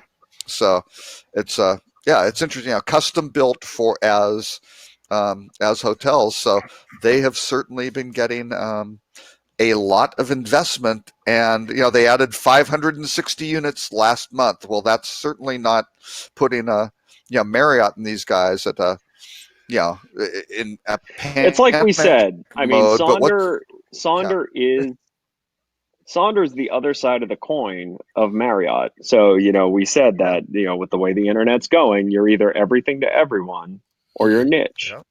Sonder is scaling a niche that is, a really good plan for them. Yeah. Oh yeah. And I think it's a brilliant. So I think it's going to be very interesting. And the reason I kind of organize these is who's looking for these luxury hotel stays, right? And you've got everybody's growing. Four Seasons is growing. Ritz is growing. Everybody's pushing on, how can we get into the luxury sector and expand all these brands? And then here you have Sonder kind of going, well, wait, we can provide rooms kind of like that are maybe even better and cooler. And it's not just a hotel room. It's something, larger and great. So yeah, interesting stuff at the top end of the market and at the bottom end, right? And then you've got everything in the middle for how do you rationalize all these hundreds of hotel brands which aren't differentiated, and big problems like how do you reposition Sheraton and Renaissance and stuff like that, right? So which brings us to an interesting, because we know we all love Agoda. Agoda is our favorite. We love working with Agoda. Agoda is our friend. I thought you'd like that headline too. Great product. There were some very good clickbaity headlines this week. Yeah, they were. Yeah, but there is Ghost in the Machine when it comes to this. The article that you had about the fact that in Asia they're calling it the Hotel California, you check in but you never can leave. Even after you close your contract with Agoda, supposedly in this article, you still are being listed by Agoda, being shared, especially if you have, of course, other channels of distribution where they just, like Booking.com or something, will go over and they'll pull inventory off of it. Well, or from a bed bank, wherever they go. Yeah. They got lots of sources. But it is kind of mindful to tell caution to this is that once you do go into places, and then this is not a detriment to Sojourn when I say this, but when you do start collaborating with platforms like this, your data is forever theirs. Mm-hmm. And, the usability of it and the functionality of it, even if you were to conclude business with them, they're going to use that data for whatever is in their market that you represent as well going forward. Hey, it could be worse. I mean, if Agoda really wanted to be evil, after you ended your contract with them, they could just always show you as sold out in their listings. If you want to talk about evil, because Agoda's got enough consumer touch that that would actually tell a certain amount of consumers to stop looking for your hotel because it's sold out. And even the ones that here's a similar property you can buy right now. And even the consumers who aren't completely swayed by that will question whether or not the rate is bookable anywhere else they see you available because they saw you sold out. So, I mean, it could always be worse. I think there's recourse with that, though. I think you would be able to pursue something with that as malicious business practice in some capacity. I don't think it's that one. They wouldn't be dishonest, if they don't have inventory. That's false information. If they can't validate that their statement says that you're sold out and they're emerging. All right, I mean, let's get rid of sold out and just write no inventory available. Yeah, they can get around that. I don't think you have legal recourse. Yeah. No, I think they go, we are sold out, and the hotels don't. Are you saying that if any of my clients all of a sudden start having problems with Agoda because I just bashed them, that I should think that I should have not been something? Yeah. I'm pretty sure all the executives from Agoda watch the show. So. Oh, well, yeah, that's a given. Hey, Tim Hughes is a great guy. And we are broadcasting. I mean, we actually have 3 broadcasts in Asia right now. We have this one going live, which is at a ridiculously stupid time that they never watch. Then the actual playback. How's that different than the viewership in the U.S.? This is not a ridiculously timed place in the U.S. It's a great time in the No, U.S. but no Whether one people watches. watch is the question. No, but no one I understand watches that, But we're but then consistent. there's the scheduled one that we have, and then there's a replay that rolls out. So, and the same thing in Europe. So they have 3 opportunities to see our happy, cheery, smiley, talkative faces. I Or wonder if any of them watch it 3 times. They're At least 4, I think. Yeah. I will say that looking at the statistics, it's kind of interesting that it is slowly creeping. We had 74 viewers in Asia last week Whoa. from Facebook, from the That's practically the whole population of Age. Asia. I mean, I'm not I think entirely so. sure how many That's- people live there, but It is 74 statistically significant in some small way. Yeah. If by Hey, so Asia you mean like a small, like 100-person island, and that's where it all came from, then yes. No. Stuart was thinking fans. We are very popular in Samoa. He's thinking of actually the Facebook group that really follows the band Asia, and really Yes. That's exactly what I was thinking. I may that's a have used large. I may have used certain keywords. Just saying. That's funny. Oh Or my. if they were watching, they're not now because we just Right, yeah, no. last 10 You minutes. scared them off. Thank you for scaring off our audience in Asia. Thank you very much. Yeah. No, that's only on the HSMA APAC. By the one. way, Robert, after this show, are you planning on piloting a helicopter with that headset, or? I am. Yeah. It's that's his new. new super spiffy headset. Because what happened to the other one, Robert? My assistant chewed through the cable. Oh. So yeah, You know, wasn't getting In enough screen multiple- time. So, multiple they made a places. decision. The cheetah from Rock Cheetah. yes, exactly. that Turned on is a serious mamma jamma headset, though. That is definitely It does make you look like a pilot. aircraft I grade, feel like yeah. you should like say things like Niner and talk let's about just your not Houston, call we him have, Roger. Houston, we have a Instead of problem. calling him Robert, we'll just call him Roger. Roger. Roger. What's your over under? What's your Victor? Huh? Yeah, we definitely Let's lost not that go last down the- person that Let's was not watching. go down the whole airplane. I'm glad that this show becomes very focused whenever I'm on it. I mean, Yeah. Well, you have this disruptive quality about you. All Well, right. to be fair, we were talking about constructing lightsabers before he got on, so Yeah, it was we did. like Oh, we okay. weren't off Okay. the rails already. Yeah. Have Oh, you made yeah. your own personal lightsaber yet? Have you made your own personal lightsaber yet? no. Why? Ed's working on a real one. Yeah, You can't be a Jedi until you make your own lightsaber. that's right. Yeah. So, then your training's complete. All right. Right. So, what article have we not hit yet, Mr. Robert, that you want to make sure we got? Oh, How about the decline of consumers- civilization as we know it? I thought consumers disliking targeted ads. Like we were talking about personalization and everything before. I think, they don't like retargeting. What do you know? Yeah, but then in the article it also says, but they don't like meaningless, irrelevant ads either. That's right. Well, I I have a think hard time reading the article because there were so many targeted ads showing up. That's exactly right. It was very ironic. Yeah. Yeah, I didn't really like this article. I mean, I get what they're trying to say, and yeah, there's a stat out there. I mean, if you ask people flat out, do you want to receive any kind of advertising? Probably not, right? I mean, Right. that's Well, common and sense. here's the thing. What consumers dislike are crappy retargeted ad networks. Meaning, I hate when I go to a football forum online and I see ads for a hotel site that I was just on earlier that day right. that like aren't at all targeted. They're targeted at me, but really, I very think generic, the problem is most hotels' approach to targeted ads is the same as their approach to email personalization. It's we know you were here. Right. That's the personalized part. right. Like We're there and we're now pitching it. And the worst part is, I think what really annoys people is even when I make a booking, right? I looked at something, I decided not to buy it, right? I purchased a hotel through another channel, through whatever thing, and then I just keep seeing these ads, and it's like, I'm done with it, and now you're annoying me, right? And there's no way for them to necessarily know that that occurred. But Well, if they're smart, there is. But the problem is they think they're doing great by running those ads because the folks out there steal attribution. There's attribution theft that goes on, and they say, all these people book because they were exposed to your ad, even though it may or may not had some influence. We're going to take 100% of attribution from everything. And attribution theft is real, yo. It is. That needs to be a shirt. We need to have attribution theft is real. the shirts. It's real. It happens. There's not a single. I'm not going to call any out by name, but there isn't a single display ad network out there that doesn't do it. Right. Not one. Yep. No. Yeah, and people are fooled by it. And some are even more invasive, as we've talked before in earlier shows, than others, as to their triggers that will reset your sessions and hijack your application. A really interesting one, though, I think, again, is Google on that, where, boy, if you're tied into Google, Gmail, right, and you've opted in, right, where they're scanning everything and they're pulling your itineraries into Google Trips. Opted in. You're so funny. You don't opt into that stuff. You have to opt out. Yeah. So, very good point. I was being somewhat sarcastic. Yeah.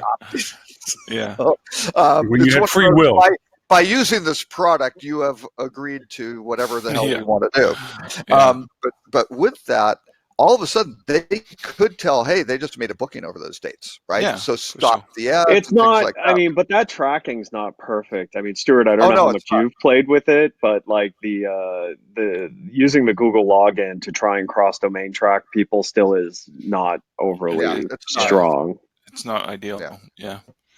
Yeah. But you can certainly, if you get a large percentage of your bookings online, you certainly should be filtering those out, right? If someone did go on to book online, take them out, and it's lazy marketing that annoys me, and that's one of the things. Yeah. Oh, we've got a pixel that says anyone that came to the site gets retargeted, but we never bothered to put the pixel in to say when the transaction's complete, stop. It's easy to do. It's not going to solve the problem completely, but it certainly makes it a lot better than if you don't do it. Yeah, it's certainly helpful. Well, it kind of goes a little bit to, you have to think to the source of what we're talking about. The information, the data that we're getting is from the very platforms that are validating their existence. Mm-hmm. So imagine that. Yeah, the fox is watching the hen house, 100%. And then you add the extra filter that the information that's being shared to the client is from the services, third-party services. From the agency that's making a commission on the ad. Yeah, to validate their existence. So by the time the data gets to the client who's writing the check, whose name's on the bottom of it, they've been fed a pretty filtered contact of what their data is actually doing and what they're spending the money for. I was on a call this week with a prospective hotel client and their social agency. And their social agency was talking about how they refuse to link outward from the social networks because it messes with the algorithm.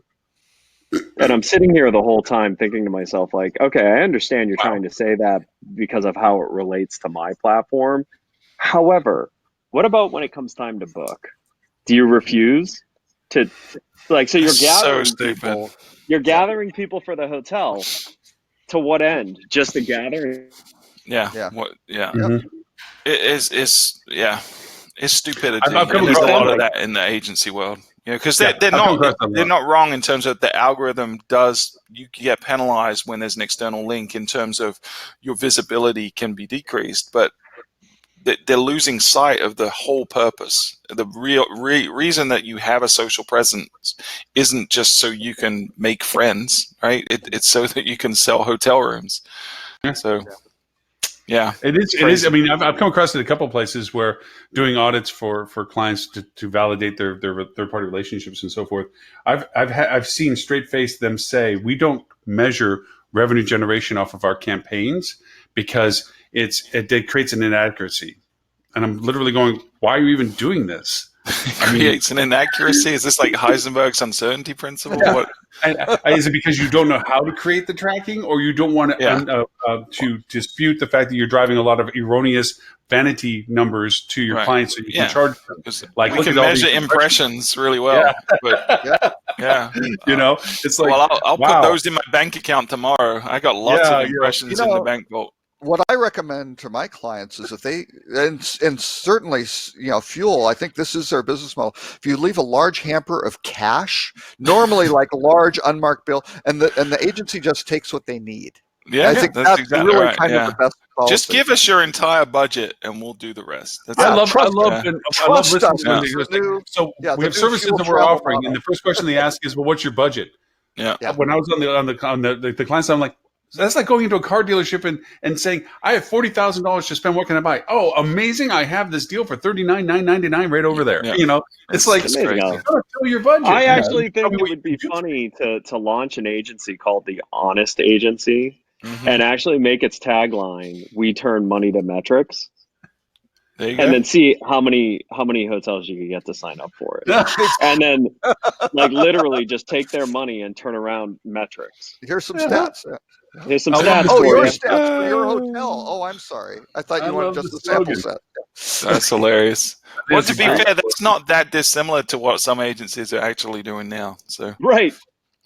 yeah, and So- the booking engine technology out there doesn't help the situation because they don't do a good job of tracking. Like the analytics integration on TravelClick, Sci Hotelier, and Synexus is not great, or Well, they I don't mean, help it people takes- implement it the right way. You know, it can Right. be I was going done, to but it's- say, like, when we discovered how those booking engines handle analytics packages, Yeah. you have to ask yourself, are they doing this because they know it will create a hurdle for 90% of their customers to not Right. properly install analytics? right, Or are they doing it out of technical incompetence?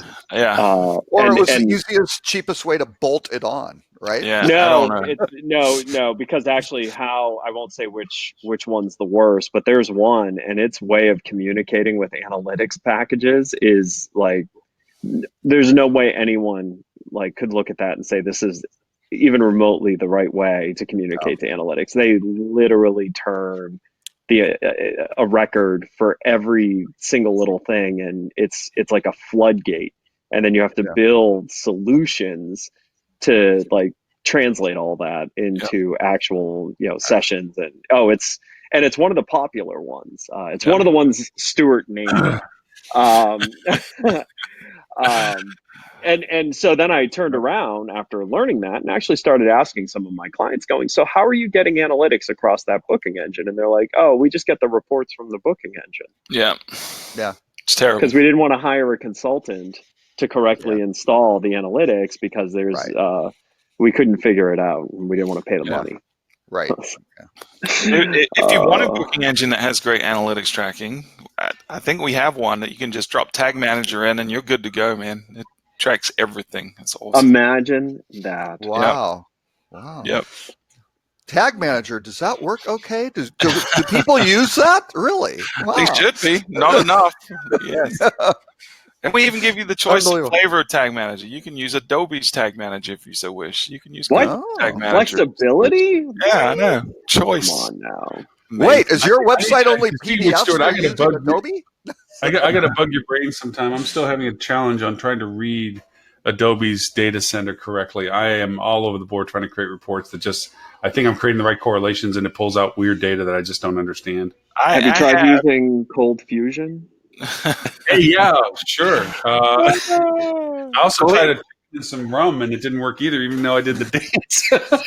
Did you try Ruby on Rails? Yeah, Ruby on Rails, yeah. I think it's just a lack of familiarity. The UI has changed so much, and the technology for the data segmentation, I'm not relating to very well. I'm not understanding some of the data pools. I'm probably not your best bet, but I have Melissa Kavanaugh, who is our director of analytics, is probably the most knowledgeable person on the face of the planet when it comes to hotel analytics in Adobe. She's just sweet. I'll even pay her to help me because I'm trying to. Just put you in contact with her. Yeah. Hey, so he will pay her 100 doll hairs. I got Libra. He will barter hospitality and digital marketing swag for her time, I'm sure. There you go. I will let her know. Although the shirts are only available in XXXL because it's the smallest size that would fit. Oh no! You missed out a couple X's, dude. There's no. No, there's no 3 X's. That's Tiny Town, okay? It is a long domain that's got to fit on that shirt. But you can also use it as a tent. It's okay. Hey, so we missed one of the biggest articles. The fallen decline, the decline of the Roman Empire, the decline article. That the world's coming to an end. Oh, the downturn has become. I half expected when I saw the title that it was going to be written by Robert Cole. By Robert Cole, right? No. It's it's not really a downturn. It's just a plateau, right? And so now occupancy is starting to drop off a little. Actually, last week was quite strong. Yes, but after a decade of growth, right? What would you isn't expect? even a plateau a downturn? It's a slowing of growth, which is now, from an occupancy perspective, starting to actually go negative slower growth rates year over year. Right? I think it's time to panic. Yeah, exactly. Yeah. Well, and ADR is still kind of getting, and its growth is slowing. So you should it's just slash going to be your a problem. prices, contract with every OTA, give them more commission so that they'll give you. Oh, you know what else they position, should do too? and Just cut all your your marketing and budget. sales. Yeah. Oh, don't Pull forget back sales on too. marketing. Oh yeah. No. Well, that's the first thing you should always do is, one, cut all your marketing off, batten down the hatches, stop wasting money on that, and then give up all guest amenities that aren't monetized. Just shut everything off. Yeah. Oh yeah. Oh, and definitely find a new supplier for towels that's cheaper in lower quality. Yes. Well, that's definitely do that. I mean, if really, do you really need to change the sheets between guests? Yeah, probably not. In the room, probably not. A green initiative. There you go. That's right. Tell the guests to bring their own toilet roll. Do that. Our white linens will stay on the bed until they're green. Yeah, actually. Why single-ply toilet paper is your friend? There was a Holiday Inn franchisee in Cortland, New York. This was a long time ago that used to give you $5 off. I never actually stayed there, but I did see this. This was validated. This was not an urban legend. $5 off if you brought your own sheets. So, wow. There you go. So anyway, I don't know if you can do it. Not a bad idea. Just think, if you clean the room. What if you clean the room afterwards to get a discount? I don't know. Yeah. Somebody listen to this. That business model will happen. The Aloft in London, Excel Center, if you choose not to take housekeeping, they will give you a £5 F&B credit. Yeah, that's pretty common. Sandestin Resort down in Florida when we went there for a conference, they gave 2 free drink tickets per day that you didn't get housekeeping while you're there. Well, I mean, even the place we stayed in the Netherlands, it was a long-term stay place, minimum 5-day stay, and housekeeping was on the 3rd day, and then on the 7th day, and then on the 10th day, and it just, you didn't need. And in all honesty, you technically really don't for most things. Unless you're an incredibly messy person. Well, unless you're 2 drink tickets turned to 7 drinks. And, which is the purpose of the 2 drink tickets. Yeah, for sure. But I think, we've had a lot of conversations recently with the whole labor market challenges that we're facing in the industry right now, especially in markets where there's a lot of weekend travelers or people that are checking in on Fridays and Saturdays, and just turning over the rooms is quick enough, and having enough housekeepers is being a real challenge. So a lot of folks are beginning to consider the concept that we're talking about, which is reducing the daily housekeeping duties. And I know a couple of people that tried it a few years ago and failed miserably because it wasn't an opt-in approach. It was just, here's our new policy.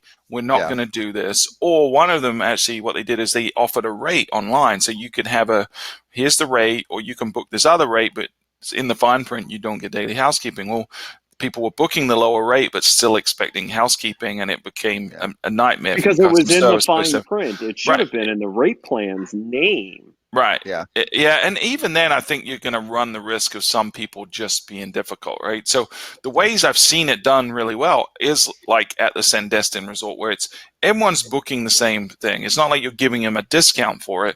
You're adding value for them to choose it, but it's an opt-in at check-in. So you say, hey, do you want to forego daily housekeeping? In exchange, we'll give you this benefit. Then you're going to deal with a lot fewer headaches doing it that way. And like you said, in the case of Sandestin, yes, I didn't stop at 2 drinks, so I ended up spending more money on property than I would have. I was at that. Had those things. Wait, you drink? I didn't.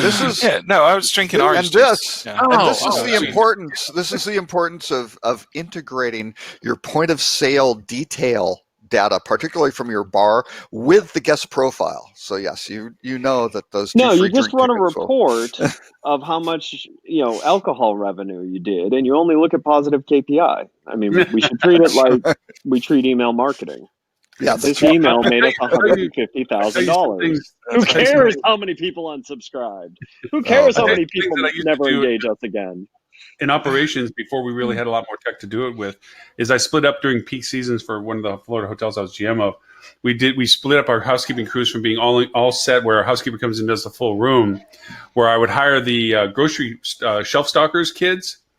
That after they finished stocking the shelves after the grocery stores with them, they come over to the hotel, and we changed our laundry cycle so that they uplifted the laundry to the floors that needed to be done based on the departure times on those floors. So the product was already there, because then the housekeepers didn't have to lug it for themselves. So their carts were set and ready. Anybody that runs hotels knows that cart setting is a time-consuming blah, blah, blah. And we push all that stuff up. And then we split our housekeeping teams up so that the first team that rolled through stripped the rooms. That's all they were doing, was stripping the rooms and cleaning the surface countertop and functionalities. The beds weren't done. And the follow crew behind them, which already had their product on the floors, was a second shift of housekeeping. So we kept rotating the housekeeping shifts so they weren't over on time. And also we weren't doubling up on hours spent. So they would come in later, and then they would rotate. There would be a stripping crew, the next week or whatever, and they would go over and set the rooms afterwards. We also create incentives for those who were traveling, that if they left before a certain time of the day, we actually gave them credit back towards their stay. That said, if you can guarantee you're out of our room, and we made short lists out of that with Night Audit. So we had a time schedule the whole morning, when they were coming in, when they were stripping, when they were stocking, when they were rolling, and we were able to turn and burn, and we actually could have everybody check in the rooms, if not earlier, at least on time, all the time during peak season. It worked out pretty well, and this is before tech. We didn't have, other than radios at the time. A great head housekeeper who can really handle that and figure out how to manage that staffing is invaluable. I mean, that's just absolutely. I mean, not just the standard for cleaning the rooms properly, but efficiently delivering rooms early. Is huge. I mean, you just eliminate so many dissatisfiers. Most family issues out of any department is housekeeping. Oh yeah, because you have the larger base of employees, and you have the largest diversification of life cycles. Yeah, between families and not families and so forth. It's not because of the gender relationship of what you tend to have mostly working for you. It literally is because you have the largest staffing, and you have the highest considerations of getting them to work, because not all of them can get to work on their own. They have to consider lots of their family schedules and stuff. And we even had shuttle buses, because we found out where most of the housekeepers were sitting and being at. We actually ran our airport shuttle bus to pick up our teams earlier and later, depending on what we needed, because it helped them organize their day against their family. Absolutely. So the family could take the car that they had. One car, big family, doesn't always work for everybody.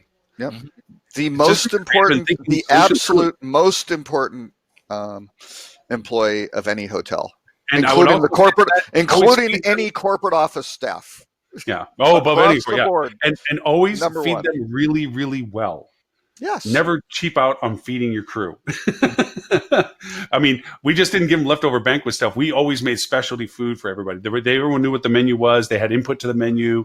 We had quality control from their department. So if we fall short of it, we were known right away. Because a lot of times they won't tell you, and they just get mad at you, and productivity goes down. We always want to make sure they had great food. Especially or you could just do contractual basis, and you could have this large pool of just demand. You pull in, you don't have to pay them benefits, you don't have to feed them, can control the shifts. I don't know. That's good. I don't think that's a real good idea. But anyway, no. Hey, gents, I have hotels to are doing that. No. Run. Geez. It's been a pleasure. We do have Stuart a but before you go, Mr. Stewart, I thought there was Where can people find about you and your amazing podcast and product and Blue Shift and everything? Yeah, so I got a lot of things to pimp today. So we got the website is fueltravel.com if you want to learn anything about us. We also have this amazing travel study right here, which is now published to the public, and you can get this at fueltravel.com/study. And you can also listen to our podcast, which we're doing an episode on. Tim actually inspired us on this one. Tim gave on his podcast mentioned about Jeff Bezos's quote, where you should focus on the things that aren't changing as much as you focus on the things that are changing. So we're going to do a whole episode on the things in hospitality marketing that are not changing and never will change that you need to be focused on. So we're doing that today. We're going to record it, publish that next week, but that's fueltravel.com/podcast. So there. That's great. Now, are you Fact listing yourself as an marketing. accomplished Excellent. publisher now? Now that you've popped that thing out, because that's more than that's not your only article. I mean, is it now Stuart Butler, accomplished publisher? I've been doing the rounds recently. I've had had a couple of articles on Hotel Executive. I'm turning into Tim Peter. I'm going to have like the whole internet has been written by me before too long, and I'm also going to be on Glenn Hausman's podcast No Vacancy this coming week as well, talking about the study and some of the data. So we Wow. we should You're probably going big talk about on one of our upcoming episodes some of the data from the study because there's some really interesting stuff that came out of it. You actually, you know what? I'll extend that even farther. Why don't you take some of your crew Mhm. and bring them on the show? Because we have, Holly doesn't show up with us anymore as much, so we're just, and you guys take the show and do the program with it and go through the whole data for it. I think it'd be a lot of I fun. may take you up on that. Yeah, we did a cool episode on the podcast last week where we each picked our 8 favorite stats or most important or shocking stats from the study, and then we kind of each said what our number 8 was and why, and then went up to 1. And it was interesting to see the different stats that stood out to us. But all 3 of us had the same, all 4 of us had the same number 1 stat, which was 86.7% of all people, regardless of how they book, whether they're booking on OTAs, over the phone, online, on your website, it doesn't matter. 86.7% of people do visit your hotel website before they go on to book, wherever they book eventually. So Yeah. Right, which tells you that you no longer need to advertise. Right? That's the insight we get from that, right? that along with the fact that we as an industry are doing a piss poor job of converting people. Conversion? What? Yeah. No, come on. Yeah. All That's right, just Ken, crazy. it's a pleasure. As Have a always. great Thank week, you. man. See Spider-Man Far From Home. Hey, so let's do the ruh-roh. Oh, I thought one interesting one was the millennial obsession, which I just thought was very interesting. I'll just one quick stat. Millennials have a combined spending power of $200 billion, but 60% don't own a single credit card.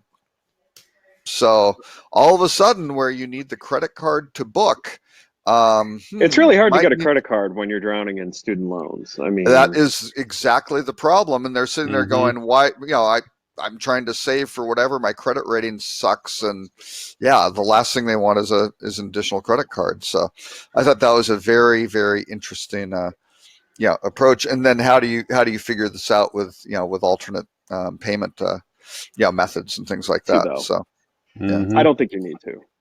Why?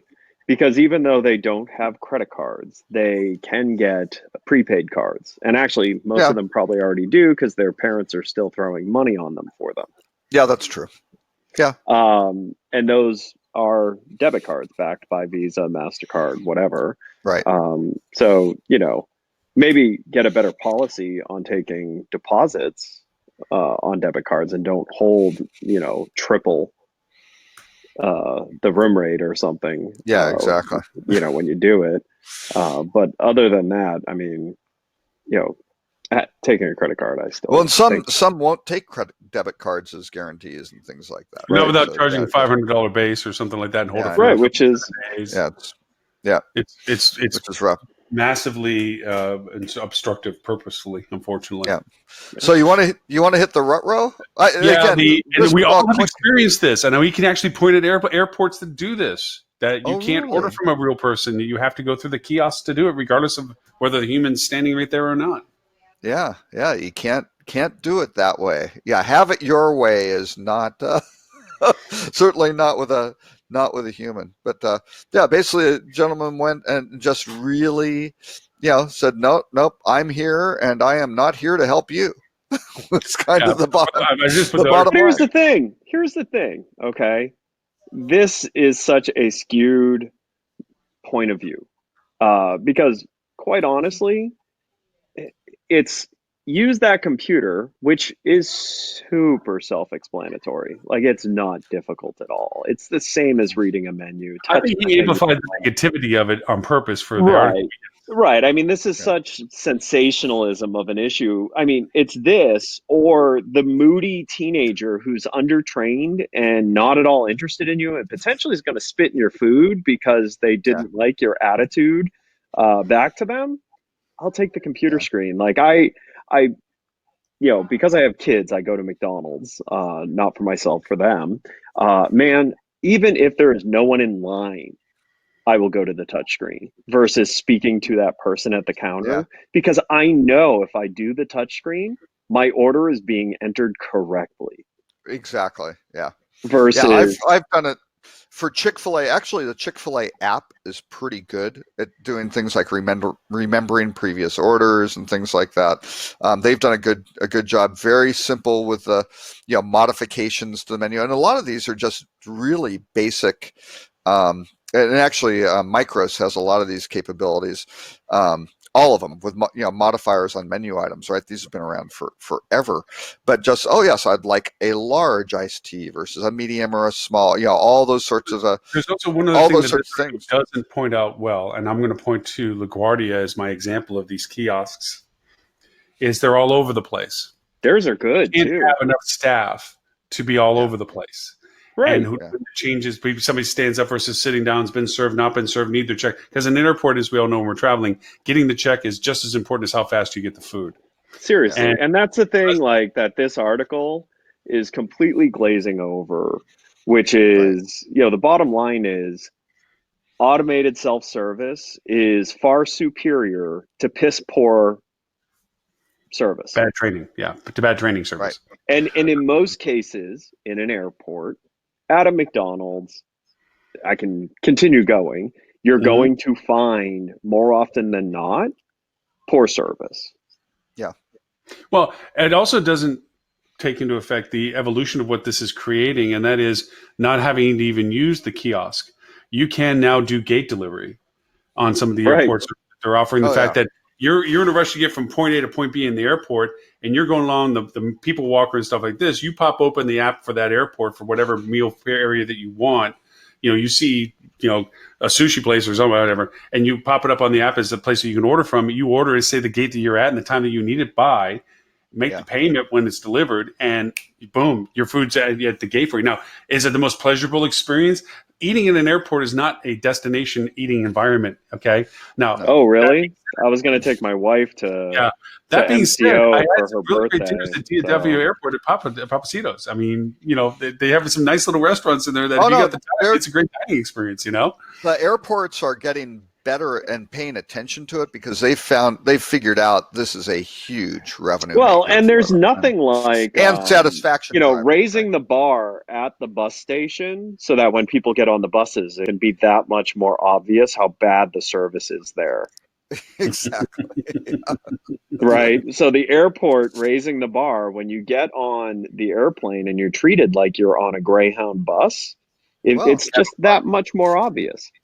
Well, and you think that the airlines have created this, right? Because by not serving decent meals or anything, now everybody's like, hey, we've got to go eat before we get on this 4-hour flight because they're going to charge us $15 for something that's horrible. For some crappy dry hummus mixed with a weird pack of olives. I think the airplane calls that the deluxe cheese platter charcuterie. That's the protein, the protein to go type thing. Yeah. Anyways, exactly. Gentlemen, I do have to run. Yes. Ironically, I do have to go meet a person at the house I'm getting ready to list. Is that going good? Well, if you look on my Facebook, you will see I'm doing nothing but solving problems. He's been live streaming the whole thing. I love how you can drain a yard. I didn't know you could drain a yard. That was very impressive. Oh yeah, man. And I'll tell you what, 3 weeks from now, that yard will be dry as a bone from having that sump buried in there. Yeah, it's the second yard I've had to do this to. So of course, the neighbors are going to have really problems with their family room, under 2 inches of water. Well, okay. I mean, actually, the problem I'm worried about, and I think I'm going to put a cap on it, is when it first kicks on, it shoots out that pipe pretty far. Yeah. So if you're just walking by, it may get you like waist level with so that barrel that you saw it draining almost as fast as the toilet flushes, that's probably 50 gallons. There's a sump that you're watching. Is it basically a sump pump? It is a sump pump. It's a submersible sump pump. And it's a half horsepower one. So that thing Oh yeah. And that was Shoot better than it. just leveling out the land. You couldn't just level out the land by adding some more fill. 17 truckloads it would have taken to correctly level it, or A sump pump. $110 sump pump, Yeah. a $20 bucket, a 4-hour rental of a trencher, 80 feet of PVC, and 14 feet of drain pipe. Yeah. And you don't really need a battery backup on your sump pump or anything like that Nope. because it's not in the house. It's Oh, just and I the already yard, had which is nice. electricity outside too, which was really handy. So I didn't have to, run an electrician on that. So yeah, it's capable of pumping 3,600 gallons an hour. So that Yeah. yard will never flood again. So, So, all right. So, Mr. Ed, where can they find you about Flip 2? well, if you want to learn about Flip2, you can go to flip.to. If you want to learn about home renovations, I guess you can follow me on Facebook. And you can find me anywhere on social media, Edward St. Ange. Gentlemen, Excellent. sorry Thank I you. was late. Thanks for the join. Nice to say hi, and hope you all Nice have a to great see you weekend. for the first time in a quarter or something like Yeah, that. it happens. So, Well, all right, the Jeds. renovation All right, took thanks, a long Mr. time. Ed. So. All right, see Yep. ya. Bye. I know. All right, Mr. Robert, if people want to know more about you and the wonderful Rock Cheetah world and why you look like you should be working at NASA or flying a helicopter or a Boeing 747. Yeah, it does have kind of a high tech. Yeah, it's got a good But look does to the it. sound better than it was before? It sounds or good. about I mean, this? it sounds good. Oh, that's good. It even has. I got a little. Look at this. Ooh. I even have something like that. So I went really high grade on this. So yeah, and it's. Or you I can do gotta tell sports commentary. You can do golf. You the can do golf. Focusrite. Oh, that's backwards. But yeah, Yeah. it's Focusrite Maybe. spelled wrong. Yeah, but Yeah. but You'd be anyway, like yeah. So I can be flying a around golf the golf team right commentator. I can go down to the Mavericks games and sit down at the bench and have people think that I'm one of the commentators. So there you go. But rockcheetah.com or at Robert K. Cole. And for those who want to watch this episode in its entirety from the beginning, if you just caught us somewhere in the parts of it, you can go to hospitalitydigitalmarketing.com/live. Look for the link for show number 205. There is, of course, all the other links to all of the previous 204 shows prior to this. We're coming up on our 5-year anniversary next month of our weekly show. For those who are watching us in the Asia Pacific region, this will be recasted on Monday at 11:30 Sydney time, which is an hour earlier than Singapore and 2 hours earlier than Malay. For EU, it is on London time on Tuesday at 3 o'clock that the simulcast will go back out again. And that'll be on London time, so it'll be an hour short off of Amsterdam. And for any questions you have when you watch the simulcast or the recast, will be sent to us as hosts, and we'll be happy to answer any of those following questions. If you'd like to join us live, you can petition for us to go over and join us live on our cast, or you can also join the webinar as you watch it, and we will engage you there too. So with all that in mind, thanks everyone for having watched, and we will catch up with you next Friday, 11:30 Eastern, for show number 206, which I believe will be hosted by Mr. Robert Cole, if I have bad reception, because I will be on a small little island. And Wait, when is that again? Yeah. Huh?